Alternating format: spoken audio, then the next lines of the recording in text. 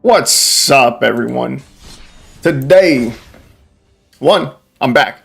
Two, we're doing a bunch of deck fixing for a big project that I have coming up for my YouTube channel. So, yeah, that's it. We're going to be fixing a bunch of old decks that I had, and right now I'm currently working on my Sulfim Burn deck. It's mono red burn. You drop a big Sulfim at the end, towards the mid-late game, and you try to burn out your opponents. Now, currently, I'm about a third of the way through my deck fixing. I've been working on this for like an hour or two already, but I'm finally able to stream, and yeah, it's real exciting. It's the first time I've streamed in a very long time, and in fact, I haven't made any YouTube content in a pretty long while, but it feels good to be back. In fact, I wanted to do this like 2 days ago, but my mic shit the bed on me, so that was a bummer. I had to get a new one. Hopefully everything sounds good. My voice and compared to like the game audio. Hope everything sounds good. If it doesn't, let me know. But yeah, I just got a new mic. It's an Elgato Wave 3. And it seems solid. Yeah, that's it. It seems solid. Okay, I'm already misplaying because I haven't streamed. Like I said, I haven't streamed in a while. It's a lot more thinking involved than you would think. Just talking about every single thing that you're doing while playing. Like, see, I already missed out on a point of damage because... I guess I didn't miss out on a point of damage, really. I was waiting to use the light at the stage until I could cast it for its spectacle cost. I guess it wasn't really a misplay.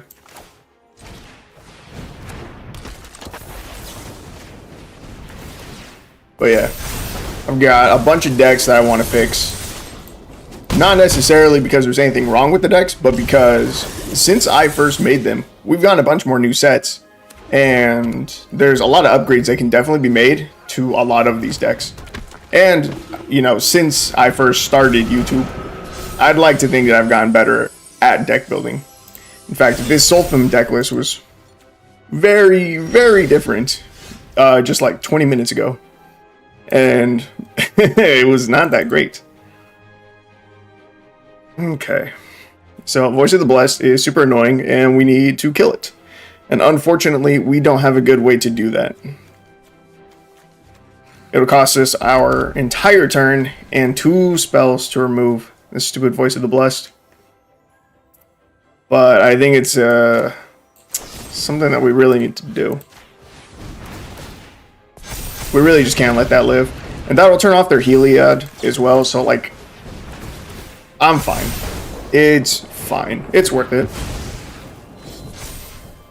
Yeah, see, now they just don't have an answer for this. Oh, in fact, that's game. Okay, so yeah, it worked out. Good game indeed, opponent. Good game. Sick. Alright, well, good game 1. Hell yeah. That's sick. Honestly, I'm surprised that I managed to win. I would have thought I would have taken a loss on game 1. Because whenever I was recording for my YouTube videos in the past, I swear game 1 was like a curse. I could never win game 1 as soon as I started recording for a video.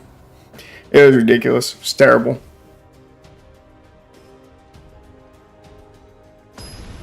Yeah, a lot of things have changed for me. So, one, I'm going to try to get back into a regular streaming schedule. And 2, that schedule would probably be Monday through Thursdays, probably around noon or 1 o'clock is when I would start. And I'd probably go until 5 or 6. One of those. Yes, one of those. And I'm real excited to get back into this. I took a break for pretty much all of summer. Wasn't super intentional, just kind of happened. But it is what it is, and I'm back now. Alright, I'm going to drop another electrostatic infantry.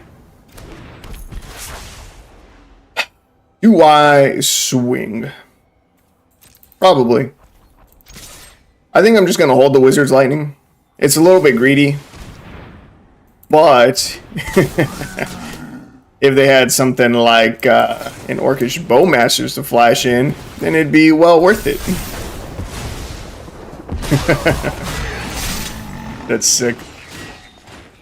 In fact, I should have waited still. Yeah, I should have waited. I could have killed his token as well. Because what he wanted to do was flash this in, deal 1 point of damage to my infantry, and then block using the 1/1 and kill off my infantry. He wanted to make the trade, but I didn't let him. So that was a little bit of a mistake on my part.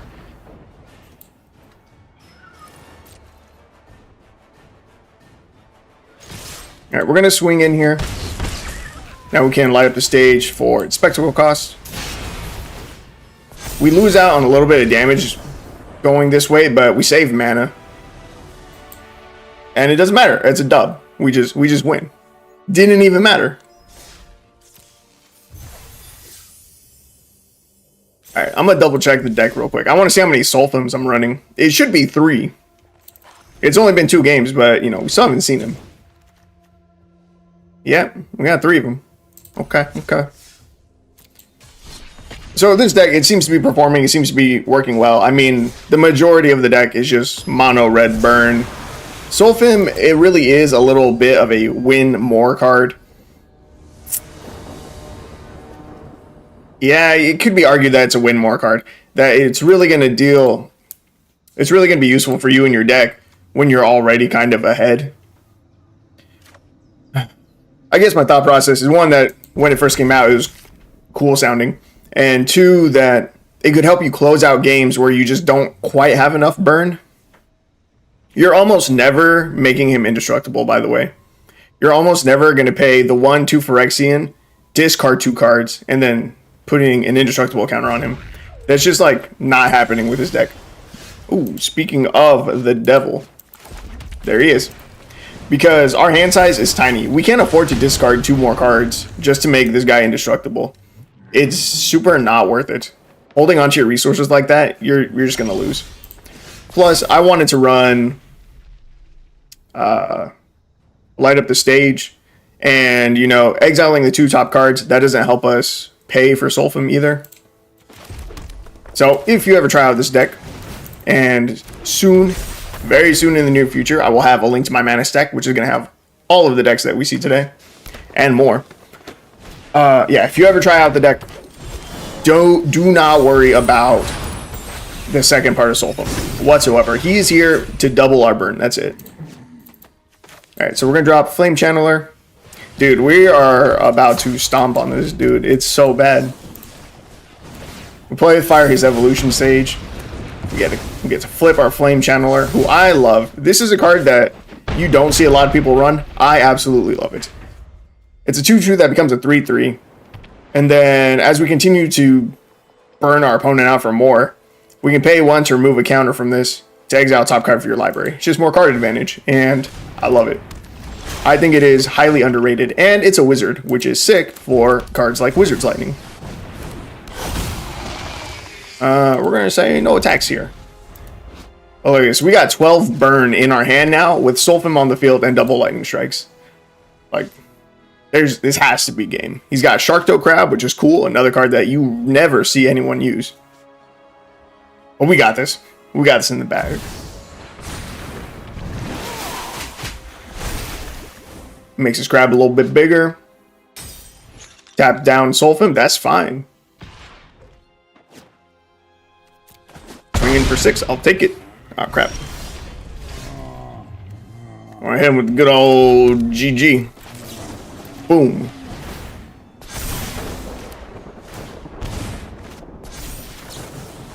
And boom. Again. Down to 2. Wing out. That's game. Alright, and that's kind of what I'm hoping to see out of the deck. And that accelerated our opponent's clock by like a lot. Going from 6 burn in hand to 12, that's huge. That's a lot. And it did win us the game. So, sick. Sulfim, good. I am now satisfied with the Sulfim deck. I'm going to add it to my list. It's already on the list. Perfect. And we can just move on. We can just hop right into the next deck.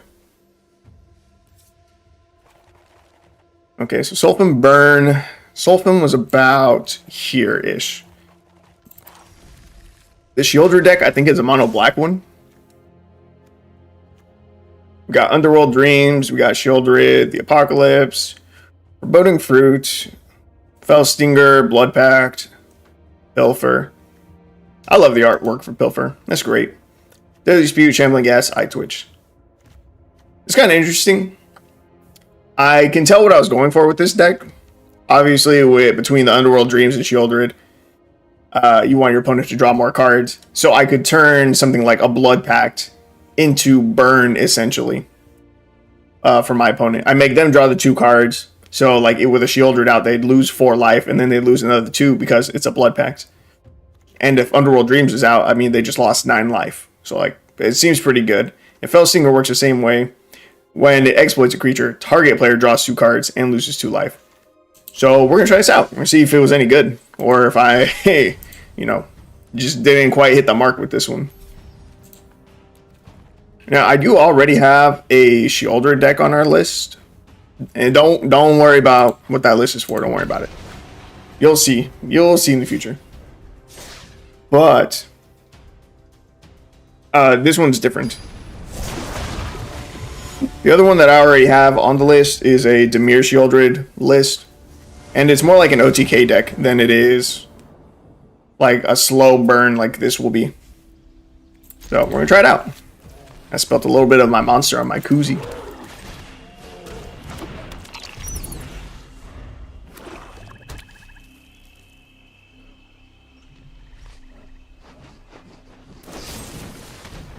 Oh, they cut down our Eye Twitch already. Okay. I was just about to mention that I haven't played with a deck with a lesson in a little bit. Kind of want to take the environmental sciences. I was going to say, it'd be nice to guarantee that we hit our land drops, and we didn't have a turn 2 play anyway, so we're chilling. Our opponent also seems to be playing mono black, which does not bode well for Shieldred. It probably dies as soon as it hits the field. Orcish Bowmasters. Alright, so this is basically a mirror match, but our opponent has Orcish Bowmasters on top of their Shieldred. They're probably going to do better than we are, honestly. Their deck is probably just going to perform better. Oh, that's a veto. I was not expecting a veto.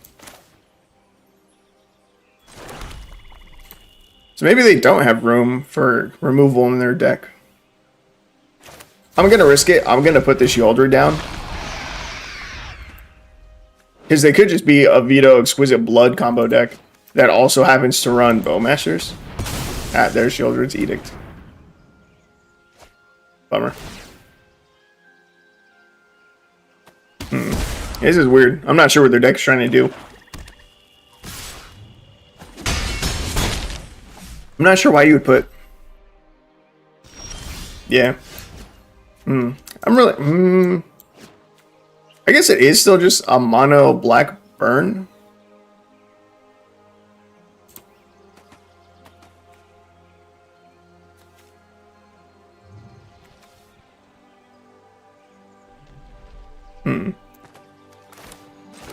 Alright, whatever. So now we're just going to Shambling Gas. This is a sorcery, right? Shieldred's Edict is an instant? That's crazy. Alright, we're going to Deadly Dispute. We're going to sack our Shambling Gas. We're going to put a -1/-1 counter on Orcish Bowmasters to get rid of that thing. And we're going to draw some cards. Another Underworld Dreams. We're definitely going to use our treasure to cast that. This is going to be a tough one, I think. Because if our opponent's trying to gain life, like with Veto, it's not good for us. We're already a mono black burn deck. Like it's not great. We don't have very good burn options.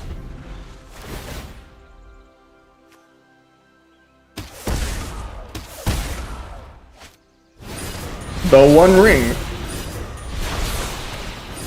I shouldn't be surprised, but I am. Yo, wait. That's kind of sick for us, though. Whenever they want to use the ring, they're really gonna have to start paying for it. Wonder if they have a way. I mean, they're mono black. They probably don't have a way to like bounce their own ring either. That is pretty sick. I think I just hold on to these. Do I want to draw? If I make myself draw, I can get a food token, which I can then sack to the Deadly Spew. I'm going to have us draw.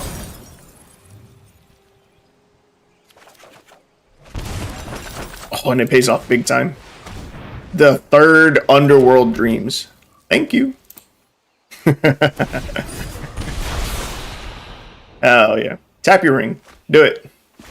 Do it. Tap your ring. Do it. Draw your cards. Do it. Do it. No balls. Do it.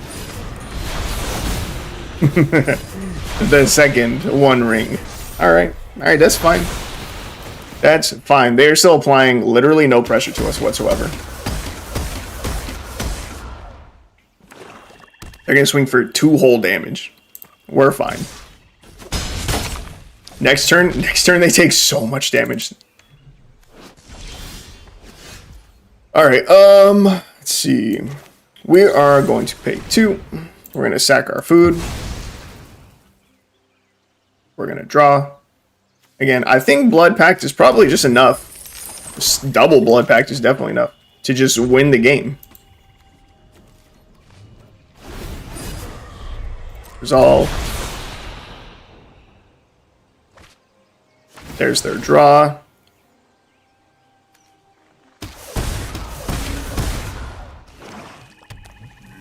And then hit him with Blood Pact number 1.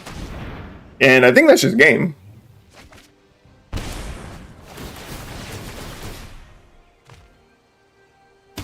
Yeah, it is. Alright, cool. I was worried about their deck, but didn't need to be. The veto just seems super weird still. I really feel like they gotta be an Exquisite Blood deck that's trying to use the one ring to dig for the Exquisite Blood to pair with veto. Like, that's gotta be what's happening here. And then they're like, Orcish Bowmasters is good because we have the one ring, so we're drawing extra cards. No, that's not how Orcish Bowmasters works. Yeah, I don't know what their deck is doing. Losing to us. Got him. Alright. That one's going on the list. Okay, that one I think it was just called Sheolder, right? Yeah. Alright. That'll just be Mono Black Sheoldered. Peer into the Abyss. Is this a different deck? Oh, duh, it's Peer into the Abyss. Yeah, it is. So Peer into the Abyss, target player draws cards equal to half the number of cards in the library and loses half their life round up each time.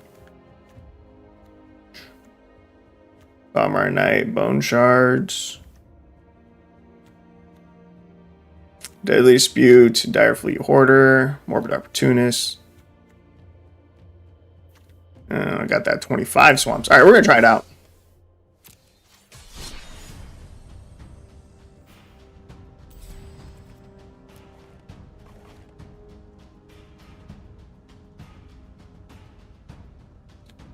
Am I blind? There it is. Peer into the Abyss.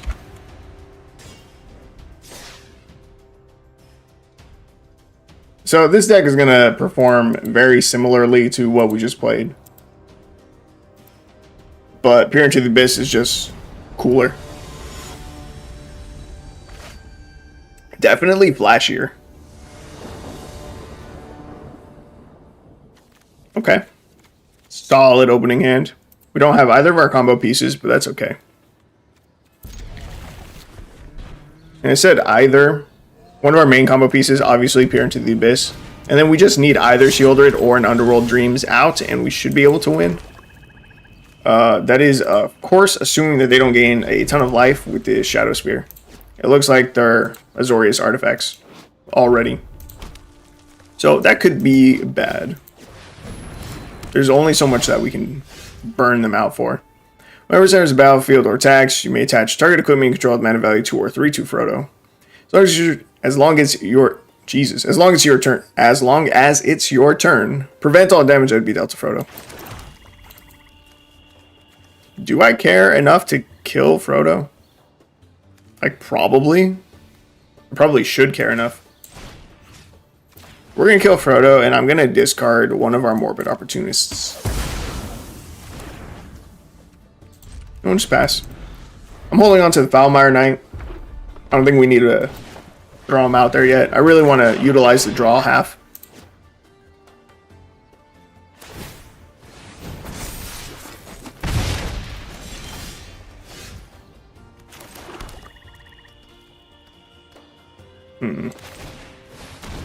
I'm going to set up a Morbid Opportunist. It'll probably be too small to block with this turn. That's okay. Fireblade Charger is a warrior, right? And they can just pay into that, so no blocks.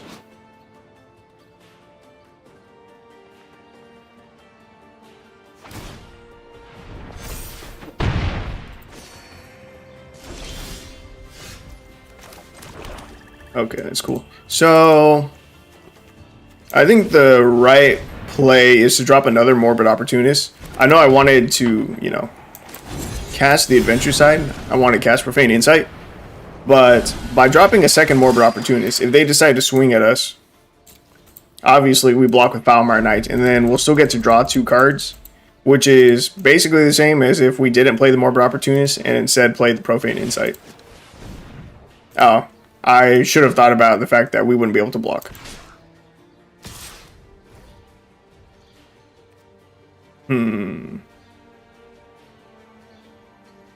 This may be not great. We're gonna double block this guy.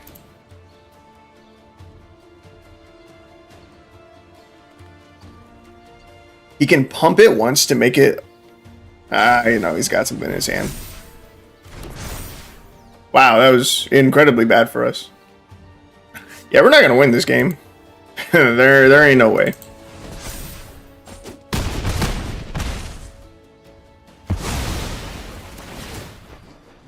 We would have to top deck shield. No, even if we top deck shielded now, or drew it right now, it still would not be enough. I don't think. Maybe this is going to be a close one. Okay, now he can't just swing at us, because you can only do this once, right? Choose one that hasn't been chosen this turn. So he can make it so that one of our Foulmire Knights can't block, but he can't make it so that both can't. Things are a little bit sketchy, just a little bit. The creature gets +2/+1, has vigilance. Okay. I'll eat that 3. Ah, shielded. Dude, I need to use these Deadly Disputes. I need to hit some land drops.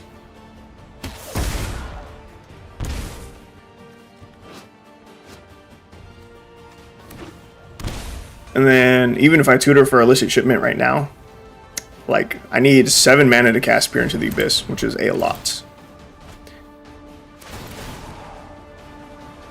This is going to be a close one. I think we might be able to pull it off, but it's still sketchy. Our life is getting pretty low, too. Children can't block. Okay. Probably has a way to make this indestructible. I'm just going to say no blocks. We can eat another 3. And I think I might need to use these for my Deadly Disputes.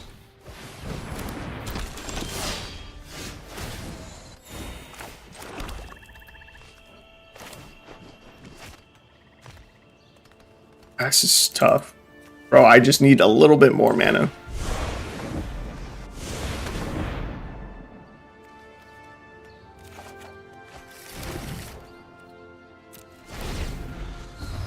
God, it's so close. I think we're going to be like 1 turn too late. Which is pretty annoying. Maybe the right move was to Deadly Dispute right there.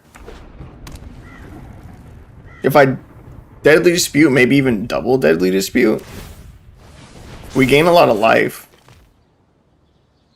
We double Deadly Dispute. That's 8 life. Pretty good. I don't know, man. He's got to have something, right? I feel like he's not just swinging just because. I don't know. We'll find out right now. We'll see what his last card is in hand. Does this get first strike?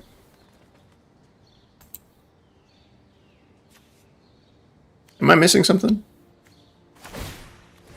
Oh. I'm stupid. I forgot what the fucking original creature was. I'm stupid. Feels bad. Unlucky. Alright, we're gonna try that again.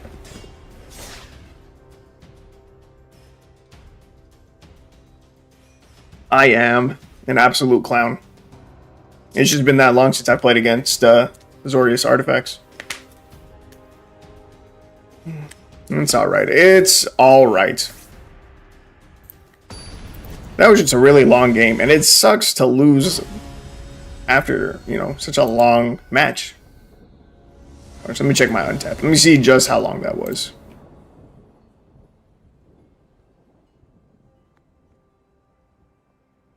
Opening hand, we can keep that.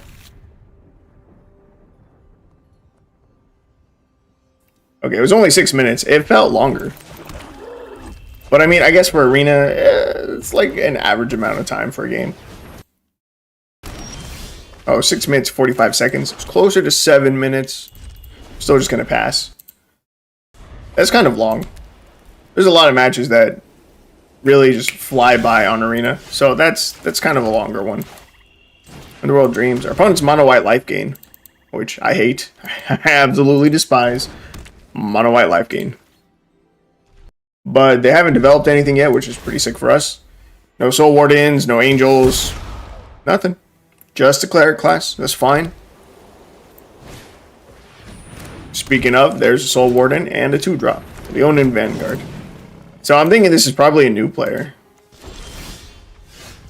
If they're still using Leonin Vanguard, probably a new player. Could just Shieldred. There's a chance that Shieldred will get hit with a Pacifism or something like that. You know, similar effects where it can't attack or block. That's about the level of removal I would expect from them. In which case, we're fine. Shieldred's not here to attack and not really here to block either. It's all about that ability, baby. It's all about that ability. Show me pacifism. Johnny's Pridemate. Whack.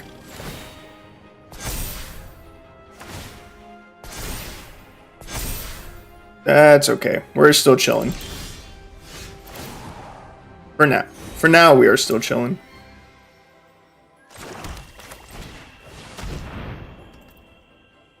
We do need to find our peer into the abyss, though. Sequencing is a bitch.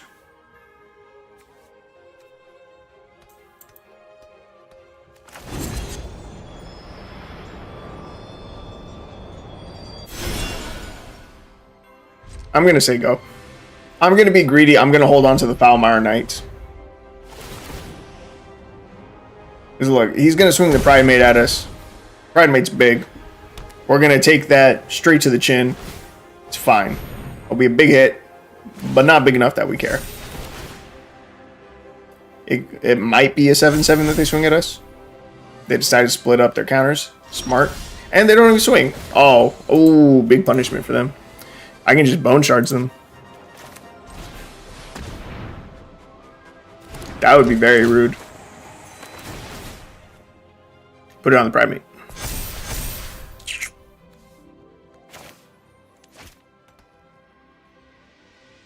How do I want to do this?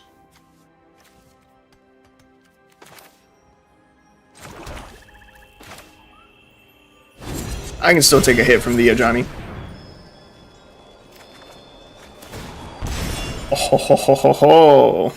That's the peer into the abyss. If we top deck this land right here. 40% chance. Right off the top. We rip it off the top. Dude, that's game. And against mono white life gain. Because they're going to draw half their deck. Yes. They're going to lose half their life. And then all the triggers from Shieldred and Underworld Dreams are going to happen. I forgot that they lose half their life with Peer into the Abyss. We don't hit the land drop. Come on, don't be that way. Alright. Another Underworld Dreams. If I had swung with Morbid Opportunist, we probably could have gotten it. We probably could have had lethal. If I just swung in, let one of our Opportunists die, or even both, we could have drawn our land. Guaranteed. Almost guaranteed. But I mean, this is still game. Like, we got him. We got him by the balls, dude. There's nothing they can do. They could wipe the entire board right now. This game. Underworld Dreams. Double Underworld Dreams. Plus Peer into the Abyss. That's more than enough. Like, we're going to super overkill. Okay, see, I'm not going to fuck up the same way that I just did. We're going to swing with all three of these. They gotta block with a Pride Mate, right? They don't. Fine. We're going to... We'll sack a creature. Sack Foulmire Knight. We'll get 2 draws.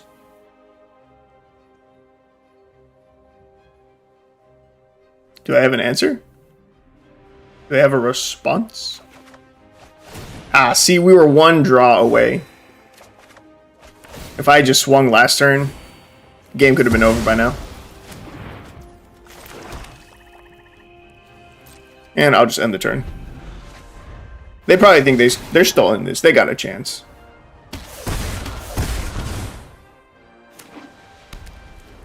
Come on, baby. They're going to bring it back. That's fine. Get your Johnny back. Do it. Very nice. Very nice. Wizard. How do you get the name just Wizard?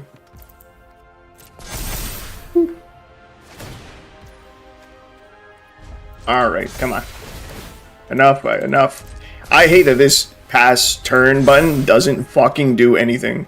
I don't know why it exists. If I'm saying pass the turn, it means there's not a single thing left that I want to do this turn. I do not want to cast this Profane Insight right now. I don't care. But we finally get to do it. Am I sure? Damn right I'm sure. I want my opponent, excuse me, to peer into the abyss. Let's go, baby. Let's go. Oh, wow. They got 25 cards in hand. It's pretty good. 69 triggers on the stack. That's what I'm talking about, baby. Look at this. Look at that. Oh, my God. That's so nasty. They gain 5 life with Light of Hope. Oh, man. Good game. That's nuts. Like I said, this would play very similarly to the Shieldred deck that we just played, but this is a way flashier ending. Way flashier, my guy. There's nothing you can do. You had 1 hope, and it was like Teferi's Protection or something like that. Like, that was it.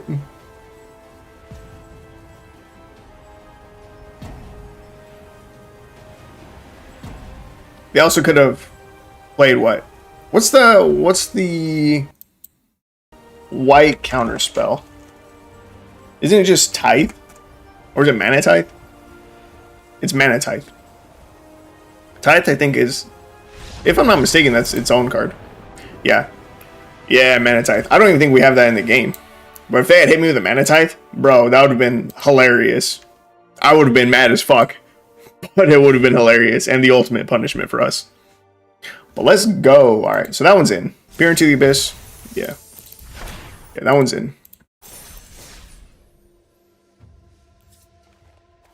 Alright, let's see. Who's next? Who's next? None of these. That should be fine. That's fine. Okay, the anti-life gain menace. This is a weird deck, and it's not necessarily a good deck.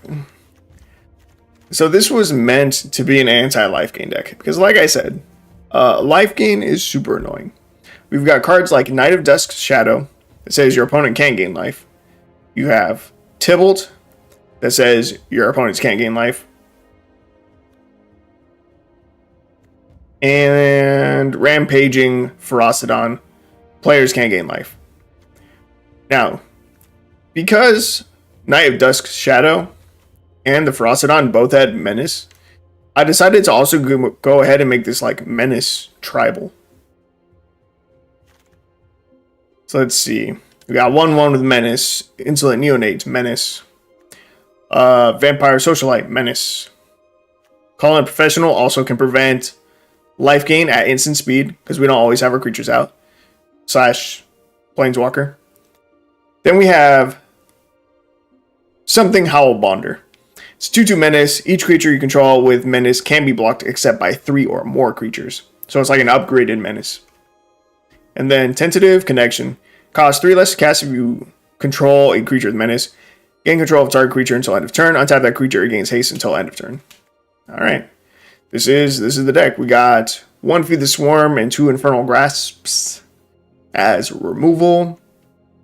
We have 2 Ambitious Assaults, which sounds like one too many. I would rather have another removal spell.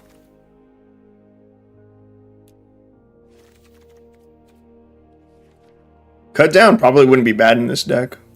But we're going with, what is it? Go for the Throat. Let me check lands. I can never remember which budget lands we got. I should have all of them crafted.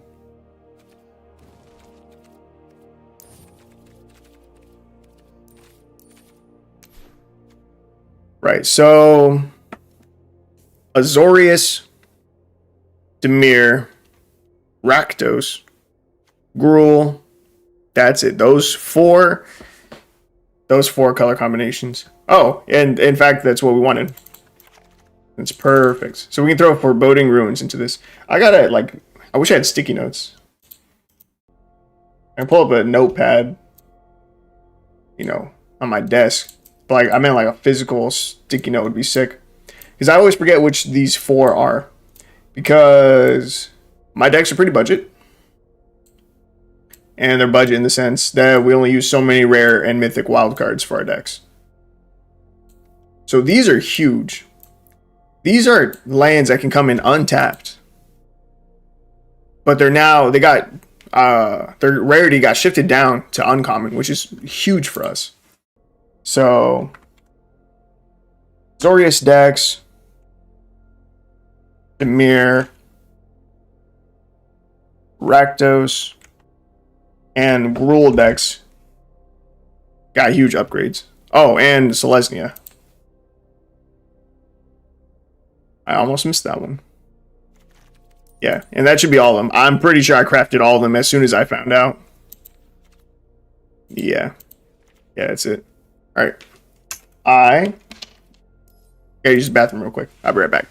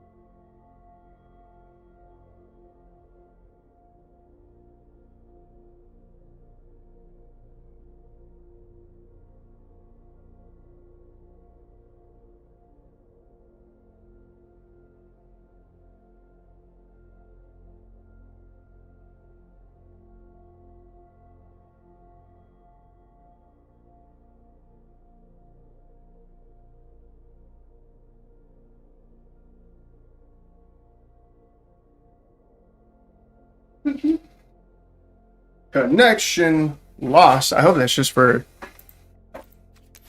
the game. Stream still going? Oh, that was weird. Okay, we're fine. You guys want to see Cookie? Of course you do. Cookie, come here. Come here, baby girl. Hi. Say hello. Say hello. Aren't you silly? Okay, alright. So, get back at it. Right, anti-life gain menace. I could also just call this like Menace Tribal, but it's fine. Alright. We upgraded our mana base. Let me double check our split. Slightly more red, but it's fine. Yeah, the split's close enough to being even. Alright, let's try this out. Insolent. Oh, wait. Before we hop into a match. Again, when I first made this deck, the most recent cards were probably maybe Dominaria? Maybe Dominaria United?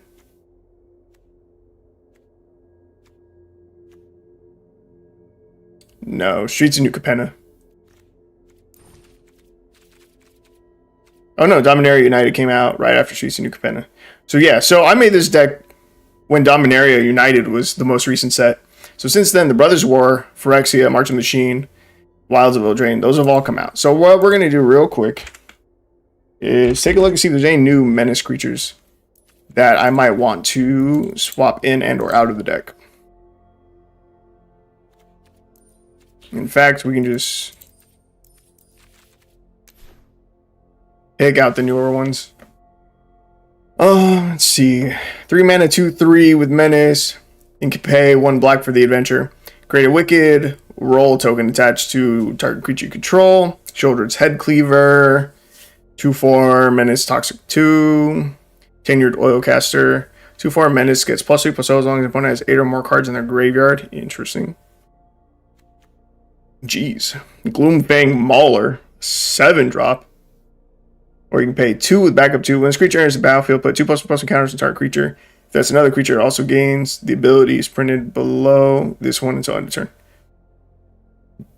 Jeez, 7 drops. That's a big boy.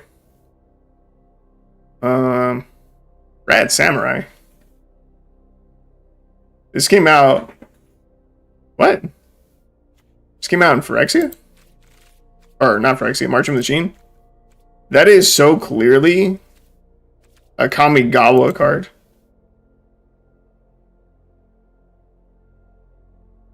That artwork is definitely from Kamigawa. Rat Samurai.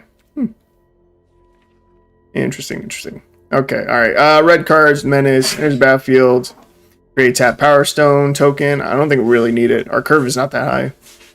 At least Battlefield, sack 1. 5 mana, 5/5 Menace Reach. It doesn't look like a card that would get used, and it doesn't sound super great, but I'm fucking with it. I like it. 5 mana, 5/4 Menace. You also have twice a rage. Target creature gains double strike until end of turn. Maybe. Once there's Battlefield, create tap Power Stone. I don't really need the Power Stones. But you can pay 3, sack another creature or artifact until end of turn. Other creatures you control get +1/+0 and gain Menace and Haste. Let's see, an Invasion. Once enters the battlefield, target player sacks a creature or planeswalker and loses 1 life. And then you get 2/1 with Menace. It says at the beginning of your end step, put a +1/+1 counter on Ashen Reaper if a permanent was put into a graveyard from the battlefield this turn. Hey, yo, that sounds kind of sick. We'd have to deal 4 damage to it. I mean, with our creatures having a bunch of Menace, or with a bunch of our creatures having Menace, it shouldn't be that hard to deal 4 damage, I don't think. I still like this guy. 4 mana, 4/3 Wolverine Dinosaur. Awesome. Oh, that makes sense. The Kamigawa artwork from March of the Machine makes sense.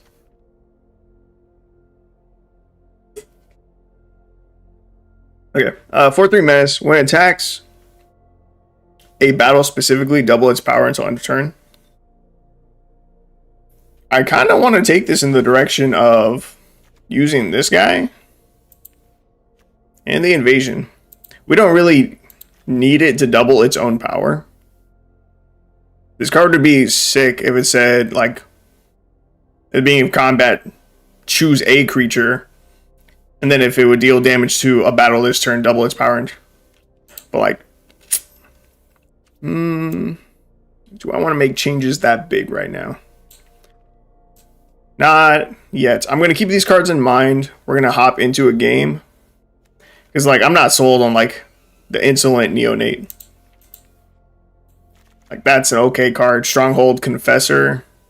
1 mana, 1/1 menace. If it was kicked, enters battlefield 2, 1/1 counters on it. Like, they seem okay, but they don't seem great. They don't wow me. Cut back on an Ambitious Assault. Oh, yeah, we added the Go for the Throat. Alright, whatever. We're going to try it.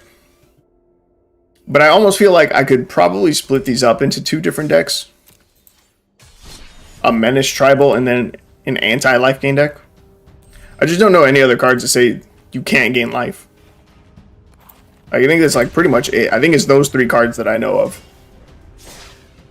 At least on Arena, at least in Rakdos colors. I can see if I'm wrong. Let's go to Scryfall. Advanced Search. We'll put in can't gain life.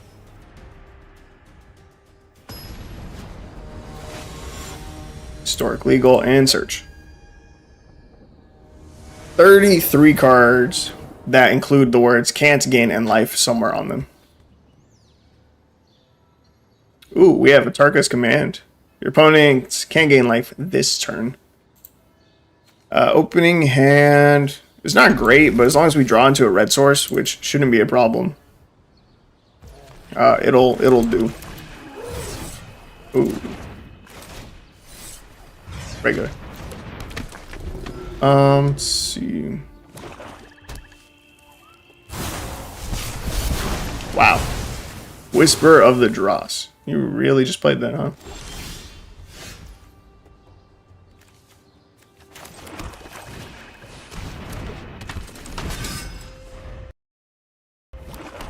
Ooh, there is a new 3-drop, actually. Oh, that's because the Lord of the Rings set was not... Ah, crap. Wasn't on the list that we selected. Because there's Grima Wormtongue. 2 and a black for 1/4 Human Advisor. Legendary Human Advisor. It says your opponents can't gain life. Oh my god, it's uncommon. It's so sick. Opponents can't gain life. You can tap, sack another creature. Target player loses 1 life. If the sacrificed creature was legendary, amass orcs 2. There is Giant Cindermaw as well. Trample, players can't gain life. Is that really... Yeah, it's really newer than this card. Okay, it feels like we're going to lose this game. We do have some more options, though.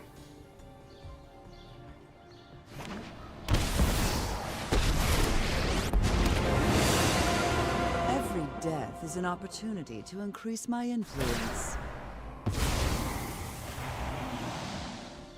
I think I need to start this deck from scratch. You grow weak.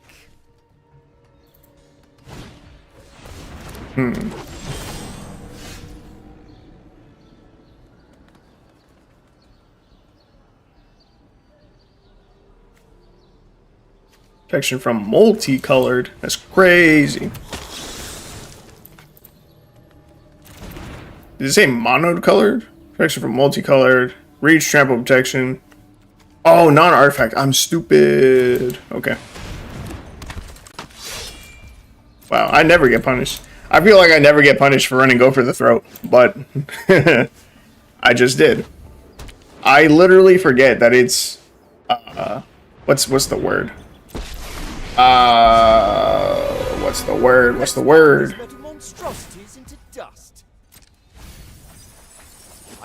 Conditional. Jesus. That this is conditional removal. My brain was struggling.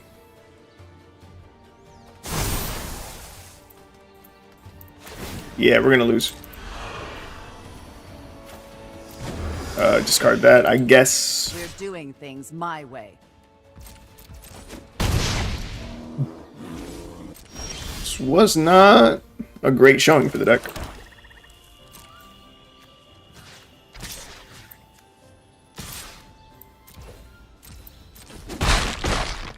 Well, that's a missed opportunity. So yeah, I think I am going to split up the deck.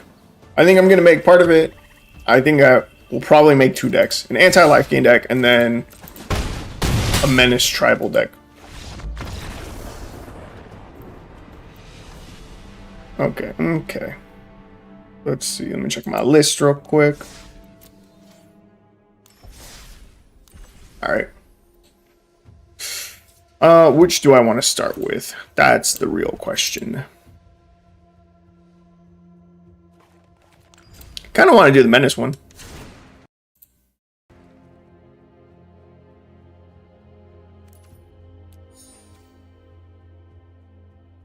What's crazy is that for the Menace one, I don't... Yeah, for our Menace cards. What's crazy is that I think the best card in the deck is going to be that uncommon that makes it go from 2 to 3. In which case, I'm not even sure what I would use for our rares. Because our rare slots could really just be like anything. Anything big and good that has Menace. Even something like this. Like if we had the fetch lands in the right colors for these, like we just run something like this. Just drop something huge. There is Rowan. Now, what does it do? Scion of War. 1 of black and red. And the reason why Rowan, potentially, is just because of the fact that that's the exact artwork I used for the thumbnail for the stream. Let's see. Tap. Spells you cast this turn that are black and or red cost X less to cast, where X is the amount of life you lost this turn. Activate only as a sorcery. It's a 4/2 with Menace. It's a 3-drop, 4/2 with Menace. And then the other guy that we're looking at, who's a 4-drop? No, he's also a 3-drop.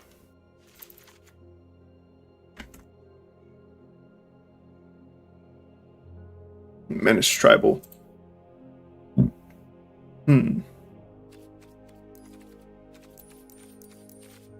Okay. Could go with Stormfist Crusader. 2 mana, 2/2 Menace. I'm just trying to think about the curve, you know? If this had been a 4-drop, I would almost like it more, actually. If it was a 4 mana, 3/3, that would just fit our curve better, so that we could play Rowan on 3. But at the same time, Rowan is a legendary, so it's probably not the greatest thing to run, like, honestly, just in the deck in general. Because we definitely wouldn't want a full set. What is Great Desert Hellion? 5/5, starting intensity 1 with Menace. At the beginning of your upkeep, sacrifice Great Desert Hellion unless you discard a card. If you discard a card this way, perpetually increase Great Desert Hellion's intensity by 1. When this leaves the battlefield, you may discard your hand. If you do, draw cards equal to Great Desert Hellion's intensity. This is such a weird card. I'm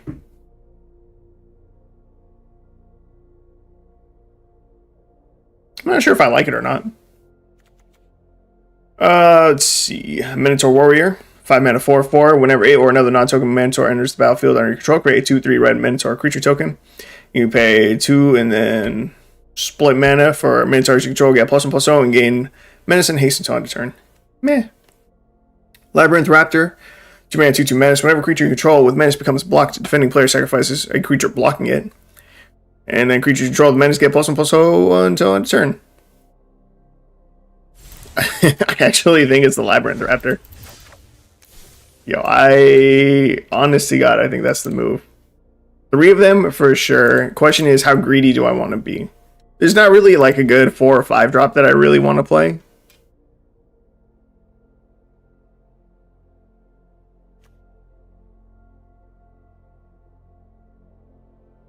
Blood Sky Massacre. Dope ass name. Create a 2/3 red Demon Berserker, creature token with Menace. Whenever Berserker attacks this turn, draw a card, lose 1 life. Add a red for each Berserker you control. So, no. We don't have Berserkers for that. Yeah. That's crazy. I think it's just the Labyrinth Raptor. That's funny. Okay. So now we gotta fill out the rest of this curve. So we definitely want a good amount of 1-drops. We want this to be our curve. We want to curve into Labyrinth Raptor on 2, into the Howl Bonder on 3. Like that's ideal. That'd be perfect curve for us. So let's see. This is super slow.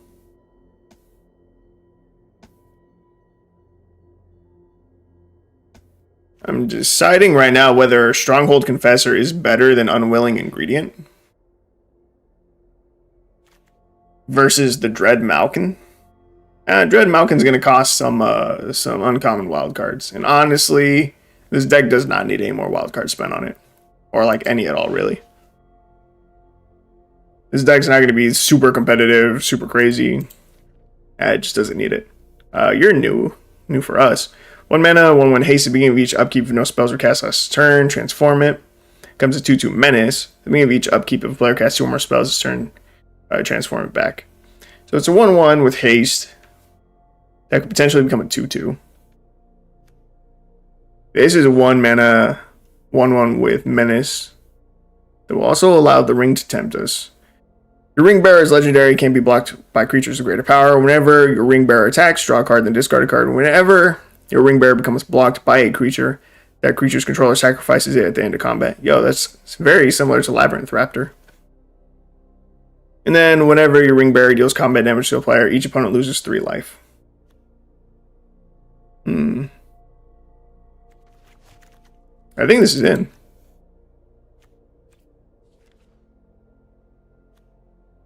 This one's super slow.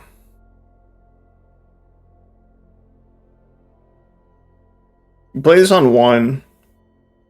You get a trigger. Turn 2, it triggers again, and you probably play your Labyrinth Raptor. Potentially, right?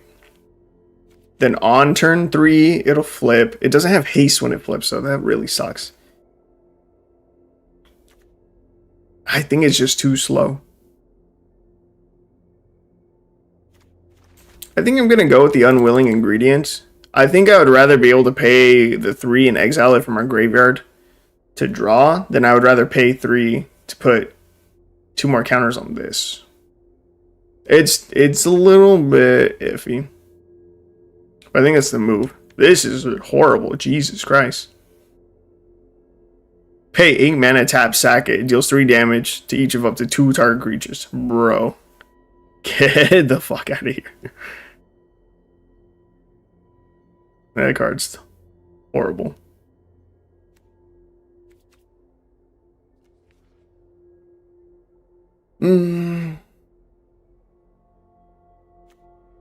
Sticky Fingers. Enchant creature has menace, and whenever this deals combat damage to a player, create treasure. And when enchanted creature dies, draw a card. I don't hate it. But I also don't love it. Oh yeah, did we even take a look? Oh, there wouldn't be any. There probably wouldn't be any 1-drops.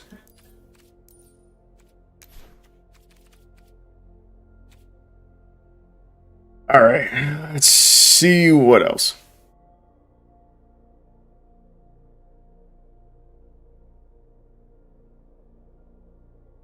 Creatures you control have menace. -2, mass zombies 2. 2 mana, 2/2 menace. If 1 or more +1/+1 counters we put on army, goblin, or orc control, that many +1/+1 counters are put on it instead. Doesn't really matter. This. Target player sacks a creature or planeswalker and loses 1 life. I really want to try this out.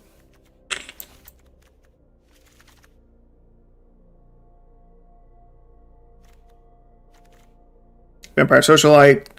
2 mana, 2/2 menace. When there's a battlefield, if the opponent lost life this turn, put a +1/+1 counter on each other vampire you control. As long as the opponent lost life this turn, each other vampire you control enters the battlefield with an additional +1/+1 counter on it. What the fuck? Why was that even in the deck? So far, we have literally 0 vampires, so that seems weird. That does not seem good. Elite Headhunter. Doesn't have flash, doesn't have haste. 4 mana for a 2/3 with menace. You can pay 3, sacrifice another creature or an artifact, and deals 2 damage to target creature or planeswalker. Not even to any target. This is a pretty garbage card all around. 4 mana, 3/3 menace. Whenever Brawl Bash Ogre attacks, you may sacrifice another creature. If you do, Brawl Bash Ogre gets +2/+2 until end of turn. If it was just... if it was like you could sacrifice 1 or more creatures, that'd be a lot better.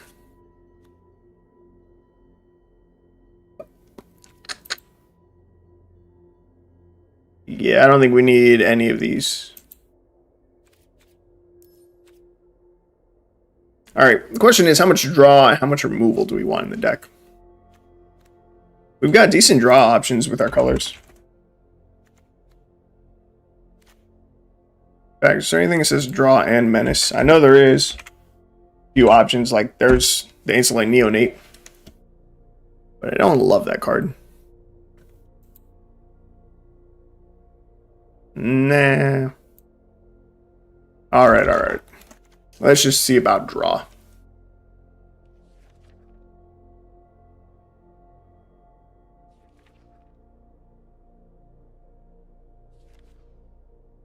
You know, I kind of want some more 3-drops, and I think I know what I want to be my draw. Could be Blood Pact. Blood Pact is a great card. Plumb the Forbidden is a 2-drop. It's awesome. It's sick. That card does not get played enough.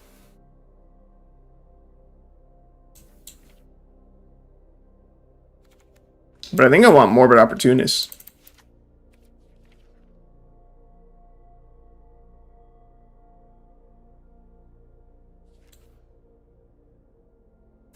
Yeah, we're going to go with Morbid Opportunist. As far as removal goes, our curve is really low. I never get to play Cut Down. I'm going to try out Cut Down. I shouldn't say I never get to play Cut Down. I never do. And I know I just got punished for using Go for the Throat, but I'm going to still use one of those. And 2 Infernal Grasps.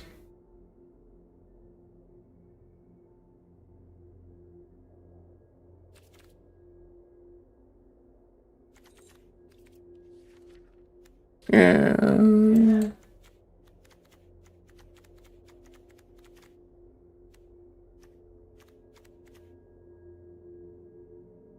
The one of Feed the Swarm. I love Feed the Swarm. It's such a good card.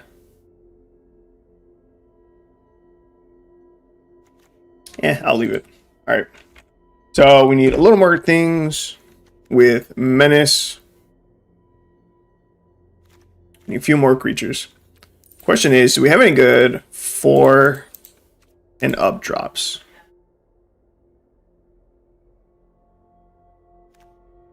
Blood Curdle. I like this card. I really do. It's not good, but I like it. There's a battlefield that explores. 4 mana, 3/2 menace. Adamant. Would enter with a +1/+1 counter on it. I don't think we are going to consistently get the Adamant part off. 4 mana, 3/2 menace. When there's battlefield, it connives. Fabricate 1, interesting. Then Izumi. 8 more cards. Saravok the Usurper. 4 mana, 3/3 with specialized 3. At the beginning of combat on your turn, target creature you control gets +X/+0 until on your turn, where X is the number of creature cards in your graveyard. Is it when it specializes into red that it gets menace? Yes. Specialize is so costly with having to discard. I don't love it. Blood Crazed Socialite. 4 mana, 3/3 menace. When there's a battlefield, create a blood token. When it attacks, you may sack a blood token. If you do, it gets +2/+2 until end of turn. That one I don't mind. Blood token is potential draw. Ooh. The Long Reach of Night. That seems pretty decent.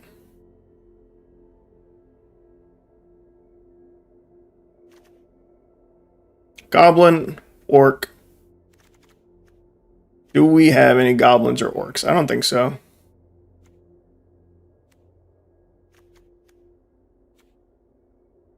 We do not. So that one's not good. Midnight Scavengers. Meld with Graph Rats. We will not be melding. So we won't get Chittering Host. I don't think it shows us Graph Rats. I haven't seen the card in a while. I'm going to check the rarity real quick. I'm pretty sure that part is a rare. It is not. We're going to run it. All right, one sec.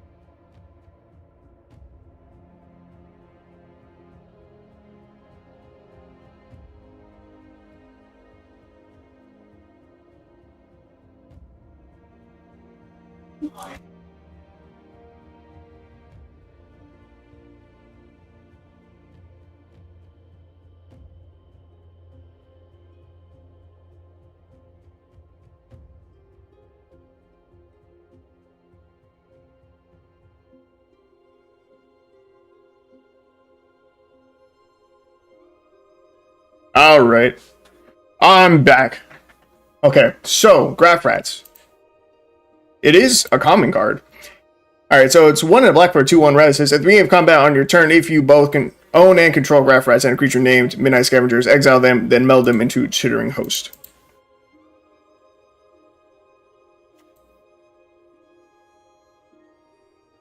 Five, 6 haste menace. When enters the battlefield, the other creatures you control get +1/+1 gain menace until end of turn. Yo, I kind of want to run it. I really do. I don't think it's that great, but I really want to try running it. Melding this would be super hype. I'm gonna do it. We're gonna run this. Now, we gotta change some other things. I think it's the invasion that we're gonna have to cut back on. Somewhere in our removal, we need to cut back. So if running this, because it's a 5-drop, I wouldn't want a full set of it, which sounds crazy because you're trying to get both halves, right? Oh, not you, not you.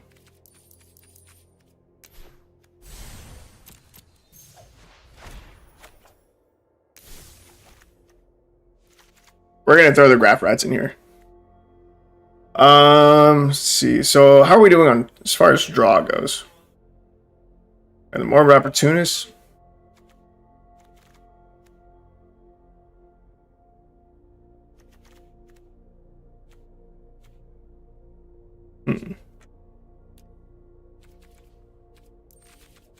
I kind of still want. I think I want to run 3 of the Long Reach of Knights.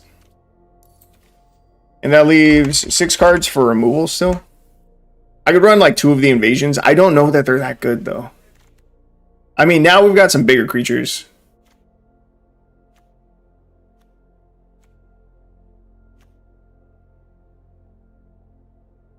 This dies, the ring tempts you.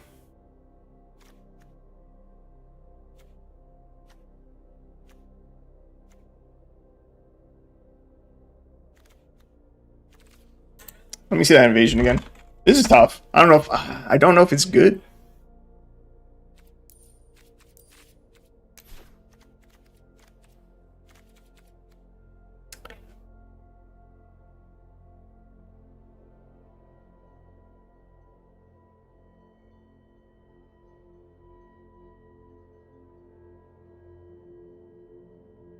I am going to run. Yeah, I'm going to run 2 of them.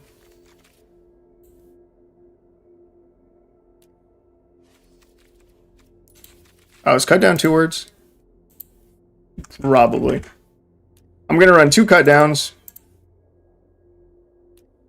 And then we're going to run 2 Not 2 go for the throats. 2 Infernal Grasps. Alright, we're gonna check our curve now. Super heavy into the black.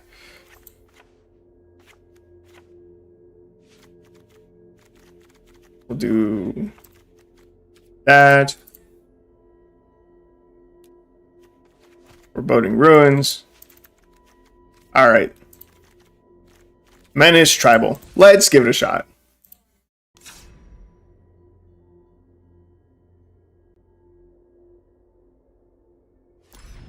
Alright, I am excited to try this. I really hope it's just good. I don't expect it to be. I've never even played any decks with invasions before.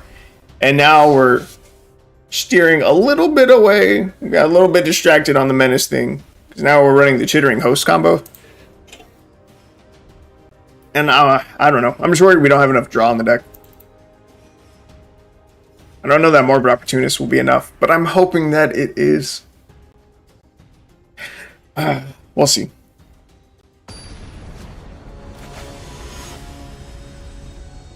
I feel like we're light on removal, but we're really not. It's just our targeted removal that's a little bit lackluster. Because the invasion's removal, and technically so is the Long Reach of Night, kind of. Okay, we do have a 1-drop into a 2-drop into a 3-drop, which is 3 turns to find a red source. So I think we're okay to keep. Yeah. Candy Trail. Instead of Battlefield Scry 2, you can pay 2, tap, sack it, you gain 3 life, and draw a card. It's cute. Play our Graph Rats. And swing for 1. Kinda sucks that Graph Rats doesn't have Menace. And Night Scavengers doesn't have any keywords either. Kinda lame, kinda lame. I actually think I just play out the Lancer here.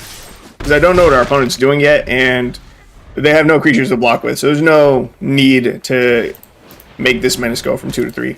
Pool of Vigorous Growth? Oh my god, I need to make a Pool of Vigorous Growth deck. That card is so bad.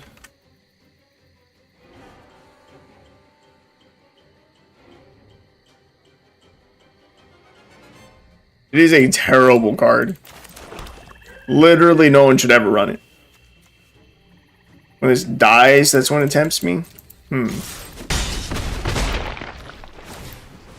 gonna play it. We're gonna end the turn. Bro, where are my 2-drops? Where are my good 2-drops?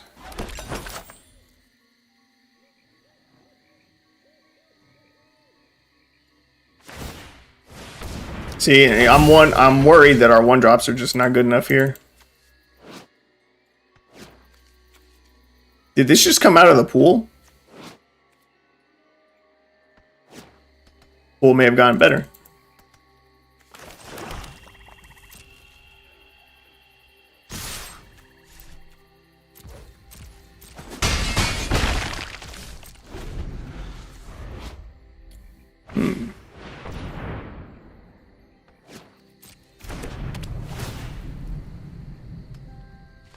They'd probably draw 2 cards here. Wow, they don't. They put -5/-5 on the Unwilling Ingredient. If this is activate only as a sorcery, I would be so pissed. But it's not. That's sick. Alright, Unwilling Ingredient, you're pulling your weight here. Lancer, I mean, I guess you also have to die first to be useful. Alright, we're fine, we're fine. I would like to get priority back, though, so I can use this. Thank you. Is this at our end step? Is this at our end step? Beginning of combat? No fucking way. Oh my god. No wonder it has haste. Oh, bro. That's so hype. Okay, do I want to use my cut down right now? Yes. We're gonna cut that down. Oh, bro. It's so nasty. Let's go, Midnight Scavengers! Let's go, baby! Let's go! Oh my god. And that's just game. And that's just game. Bro, what was... I was gonna say, I don't even remember what the fuck the second line of the host is. When enters the battlefield, the other creatures you control get +1/+1 gain minutes until end of turn. That's so good. It's so dope. Alright. Yeah. Yeah, Chittering Host, sick. Absolutely sick with it.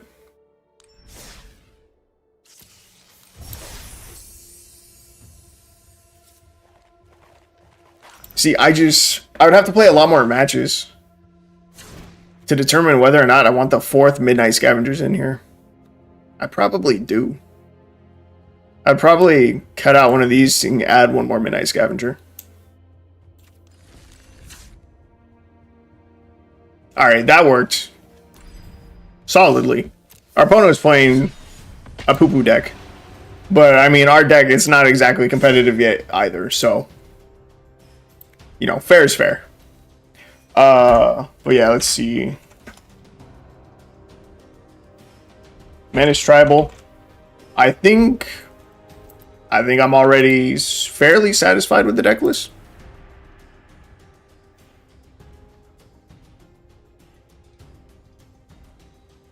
It's a little bit weird, right?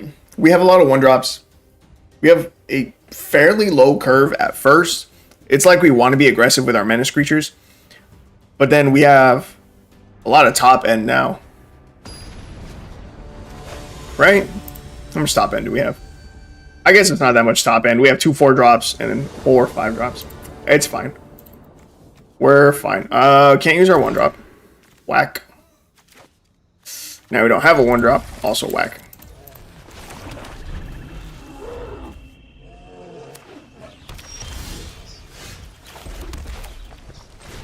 I'll play out the rats.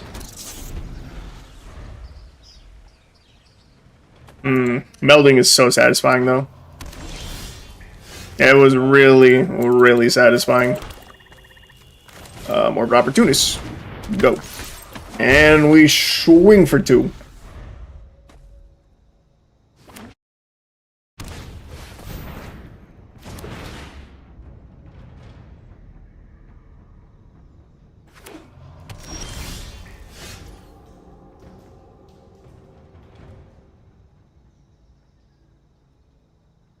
Huh.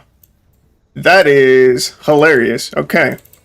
I have been streaming for an hour and 18 minutes. I didn't realize my stream was private from when I tested it last night still.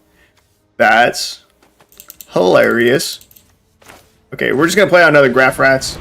Is our opponent playing Gates? Yeah, they are. So these 2 cards are like pretty dead in our hands. Cut down is going to do literally nothing. The only creature that they normally play is like Gatekeeper. Gatekeeper Ram? Gatebreaker? What's the Ram? I'm almost certain it's Gatekeeper. No. Was it Gatebreaker? Oh, it's Gatebreaker. Alright. Yeah, that's like the only creature that Gates normally runs, and it's going to be huge. It's going to be way too big for a cut down. Hey, yo, we need some land drops here, my guy. I want them to play the Ram. I do. I want them to play the Ram so I can kill it and get a draw for Morbid Opportunist. And also, you know, get some value out of my hand. But that's crazy. I've been streaming for an hour.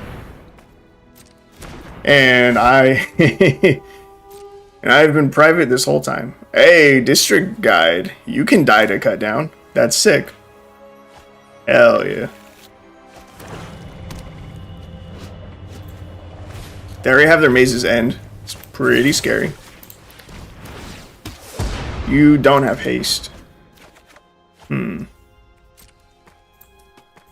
they have Gates Ablaze, they just wipe us. How many? Ooh, God. You have so many gates already. You have 1, 2, 3, 4, 5. Okay, they only have 5. This Maze's End is not a gate, it doesn't count itself. And then they doubled up on Golgari Guild Gate, so that's good for us. Man, I really am a clown. So, for anyone who is now here, I don't know that you get to watch the beginning of the stream. if someone happens to watch this after the fact. But for anyone who joins, like right now, what I'm doing right now is fixing a bunch of old decks that I had for a big project that I have coming up. So let's see. So I'm actually going to Infernal Grasp this Kami of Bamboo Groves just to get the draw for Morbid Opportunist because, oh my god, because I want to hit a land drop. But this game ain't letting it happen. It's telling me we need more frogs. He's gonna Gates of Blaze soon. Like he has to, right? Elvish Rejuvenator. Okay. I mean, he's down to 5. If he doesn't have Gates of Blaze, we might just kill him anyway.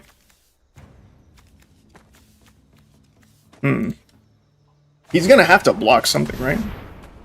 Oh, actually, it doesn't matter if he just wins. 1, 2, 3, 4, 5, 6, 7, 8. This is gonna be number 9.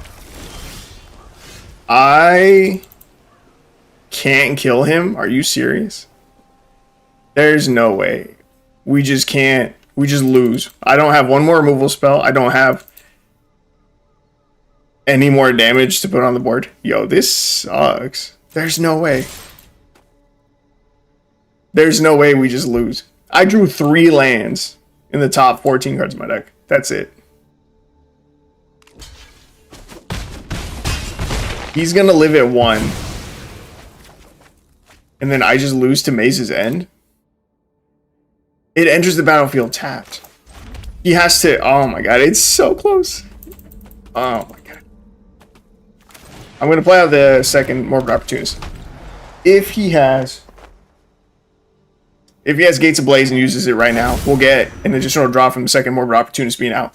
But dude, this is trash.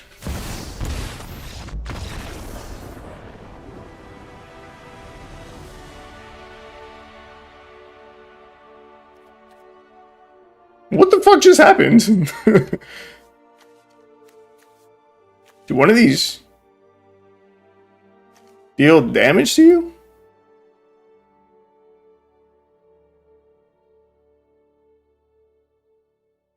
Thran Portal. He just died to his own Thran Portal to play an Ulamog. Why are you running Ulamog in a Gates deck?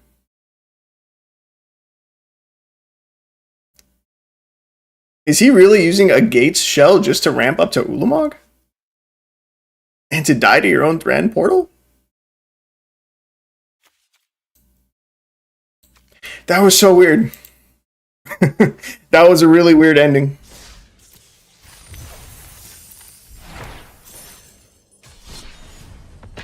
Alright. I mean, it is what it is. We'll just carry on. It was a really weird match. Man, our deck, though, it really does not have a lot of power early game. Okay, finally we have Labyrinth Raptor. We can pay mana into our board to buff it. Like, that's what we need. That's what we've been needing. Now, Graph Rats doesn't have Menace on its own, which is a little bit of a bummer. It really sucks that they didn't give either of the keywords from Chittering Hosts onto either side of its meld pieces. You know what I mean? Like, Chittering Host is a 5/6 with Haste and Menace, but they didn't give either of the keywords to Graph Rats nor to Midnight Scavengers. It's kind of a bummer. Wait, does this have an ETB? Returns battlefield and may return target creature card with mana value 3 or less from a graveyard to your hand. Oh. I didn't realize that this can pull the rats. Yo, oh my god. It's so good. It's so... That's way more consistent in our deck than I thought it would be. Okay. We'll play our Unwilling Ingredient.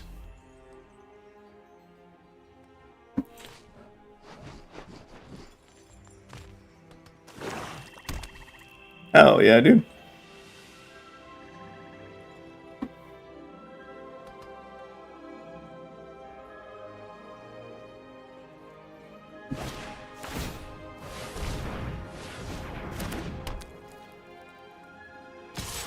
Oh yeah, I can check my stream from my phone.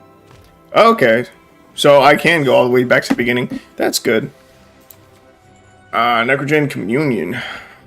That's strong. We have no removal in our hand. Do I want to take 3? I really don't. It's a lot of toxic. I want to play out Rats. I do. Rats is actually big enough to trade with the Rot Priest.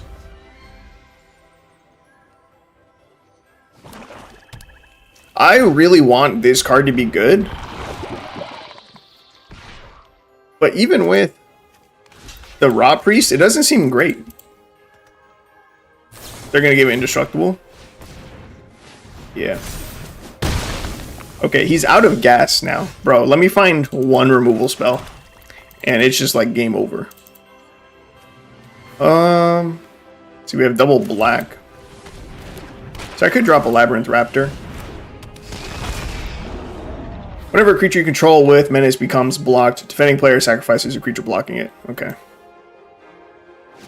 So it's only if we swing at them and they block. Okay, we're fine. But yeah, taking those early blocks, definitely the right move. Like, we would have had 5 poison counters already. We'd be halfway dead. But we only have 2. We're chilling.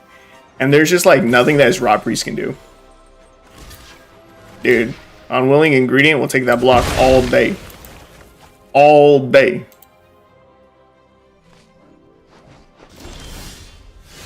Yeah, see, they're already gassed. And we can just do this.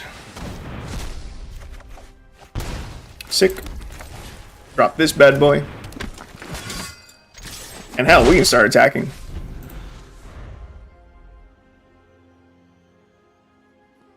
Alright, we're straight chilling now. Vraska's Fall. We have to sack the Raptor here. We cannot let the Rot Priest touch us. We really just can't. 3 is too much. I think we Morbid Opportunist. Drop the Raptor. And we're chilling. Finn the Fang Bearer. There he is. Okay, we're going to exile the Unwilling Ingredient. Bro, I'm fucking with the ingredient. It's solid. And I'm going to drop the Lancer. No attacks. I want him to swing something at us so I can block with the Lancer. And then we can get some more draw going. I just want one removal spell, man. See, I was worried that the deck was lacking in removal. But we technically have 8 cards that could kill Venerated Rot Priest. In theory. Between the Long Reach of Night, the Invasion of Asgol, Infernal Grasp, and then Cut Down. But we don't have any of those. We haven't seen any of those. And I need it. Blizzard Brawl is bad. And smart. In my Rot Priest deck, I don't think I'm using Snowlands, but I love Blizzard Brawl. The card is sick.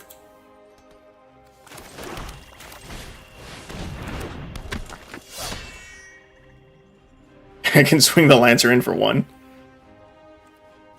Doesn't seem worth it. Dude, I need a removal spell. Just give me one. Bro, he does not have another fight. He does not have another Blizzard Brawl. The Rot Priest, that might be worse.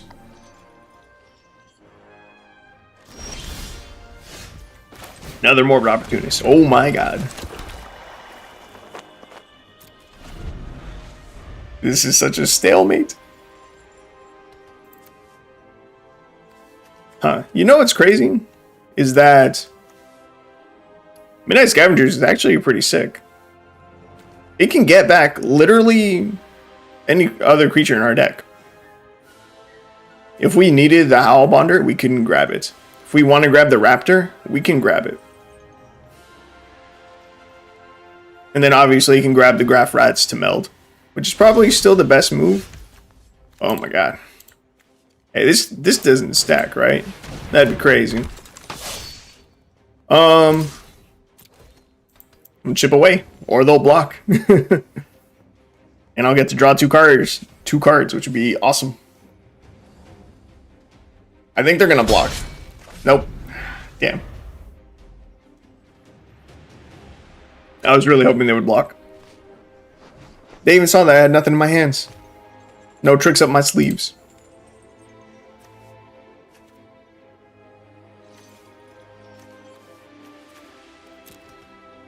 Those games taking forever though. We just have no pressure. There's the other Blizzard Brawl. Dude, we're gonna die soon. That's 6 already. Hell yeah. Give me that draw. This is crazy. Oh my god. Bro, maybe I need less land in this deck. I guess we do have 5 drops that I want to hit. This is crazy though.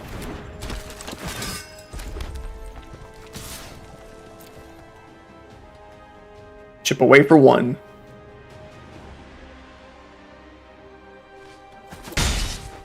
Got him. Hell yeah. 16 more turns and he's mine. Easy. Dude, we're gonna lose. This match is gonna take like 20 minutes and I'm still gonna lose at the end. I just we need to top deck something good.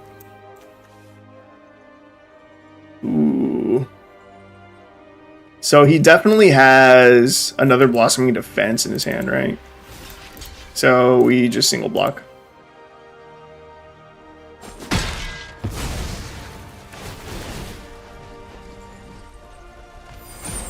Okay, so what else does the ring do?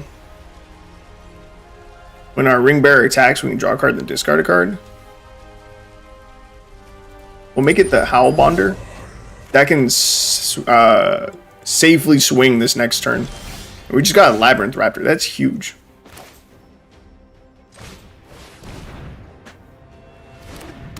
That's actually huge. Let's activate this. I think I'm going to activate it twice. Just to make a Howl Bonder huge. I could be greedy and go for the third one. I could be really greedy and swing with both of these too. But I won't. I'm going to swing just the Howl Bonder. We get to draw a card and discard a card so we can ditch a swamp. Ooh, we find the Midnight Scavengers. That's sick. Okay, so we can't play anything else this turn, so we might as well activate again. That way we connect for 5.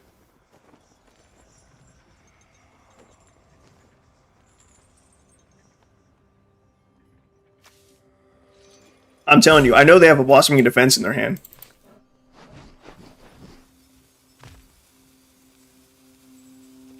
And we still have a land that we can play for turn. I'm going to play the Foreboding Ruins, but I'm not going to reveal. I'm going to decline.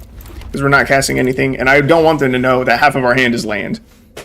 I want them to think that I have 2 playable cards in my hand. It's a bluff. I'm bluffing them. Okay, they have 2 cards they've been sitting on for a while. It was safe to assume one of them is not a land, because they just haven't played it out yet. I'm assuming that they just top decked this forest, played it. We know 1, if not 2 of these cards are Blossoming Defense, though. Hell yeah, dude. Midnight Scavengers. Yo, this might be enough for game. How much is the rat? 2? So I can pump the entire board twice?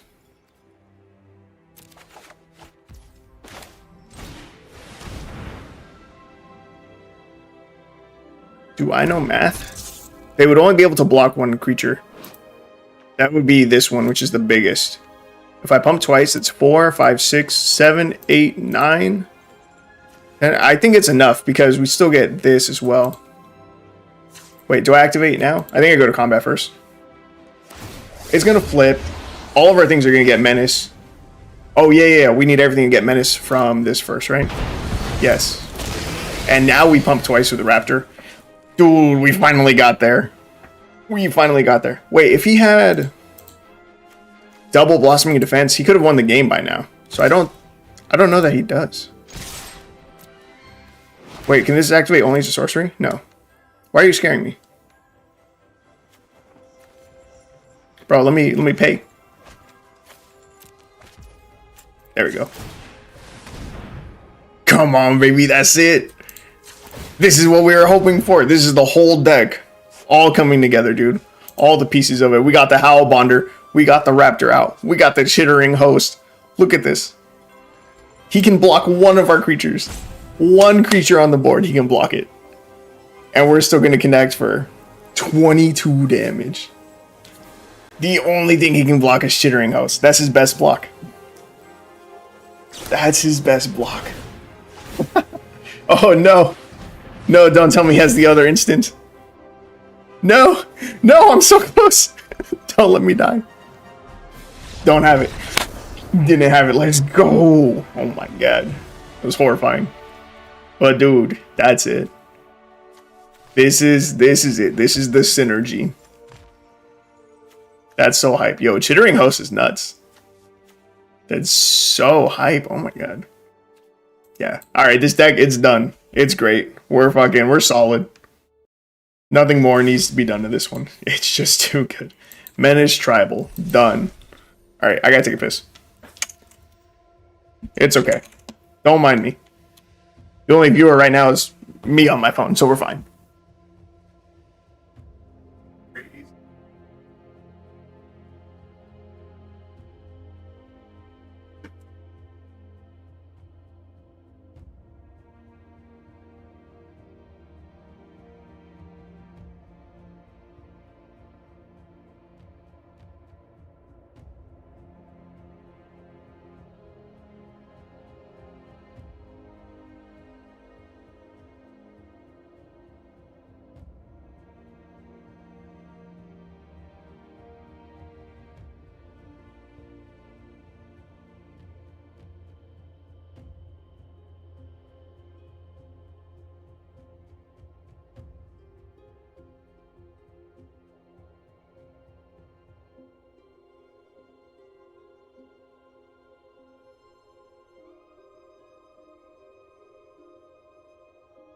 Dude, that was freaking hype.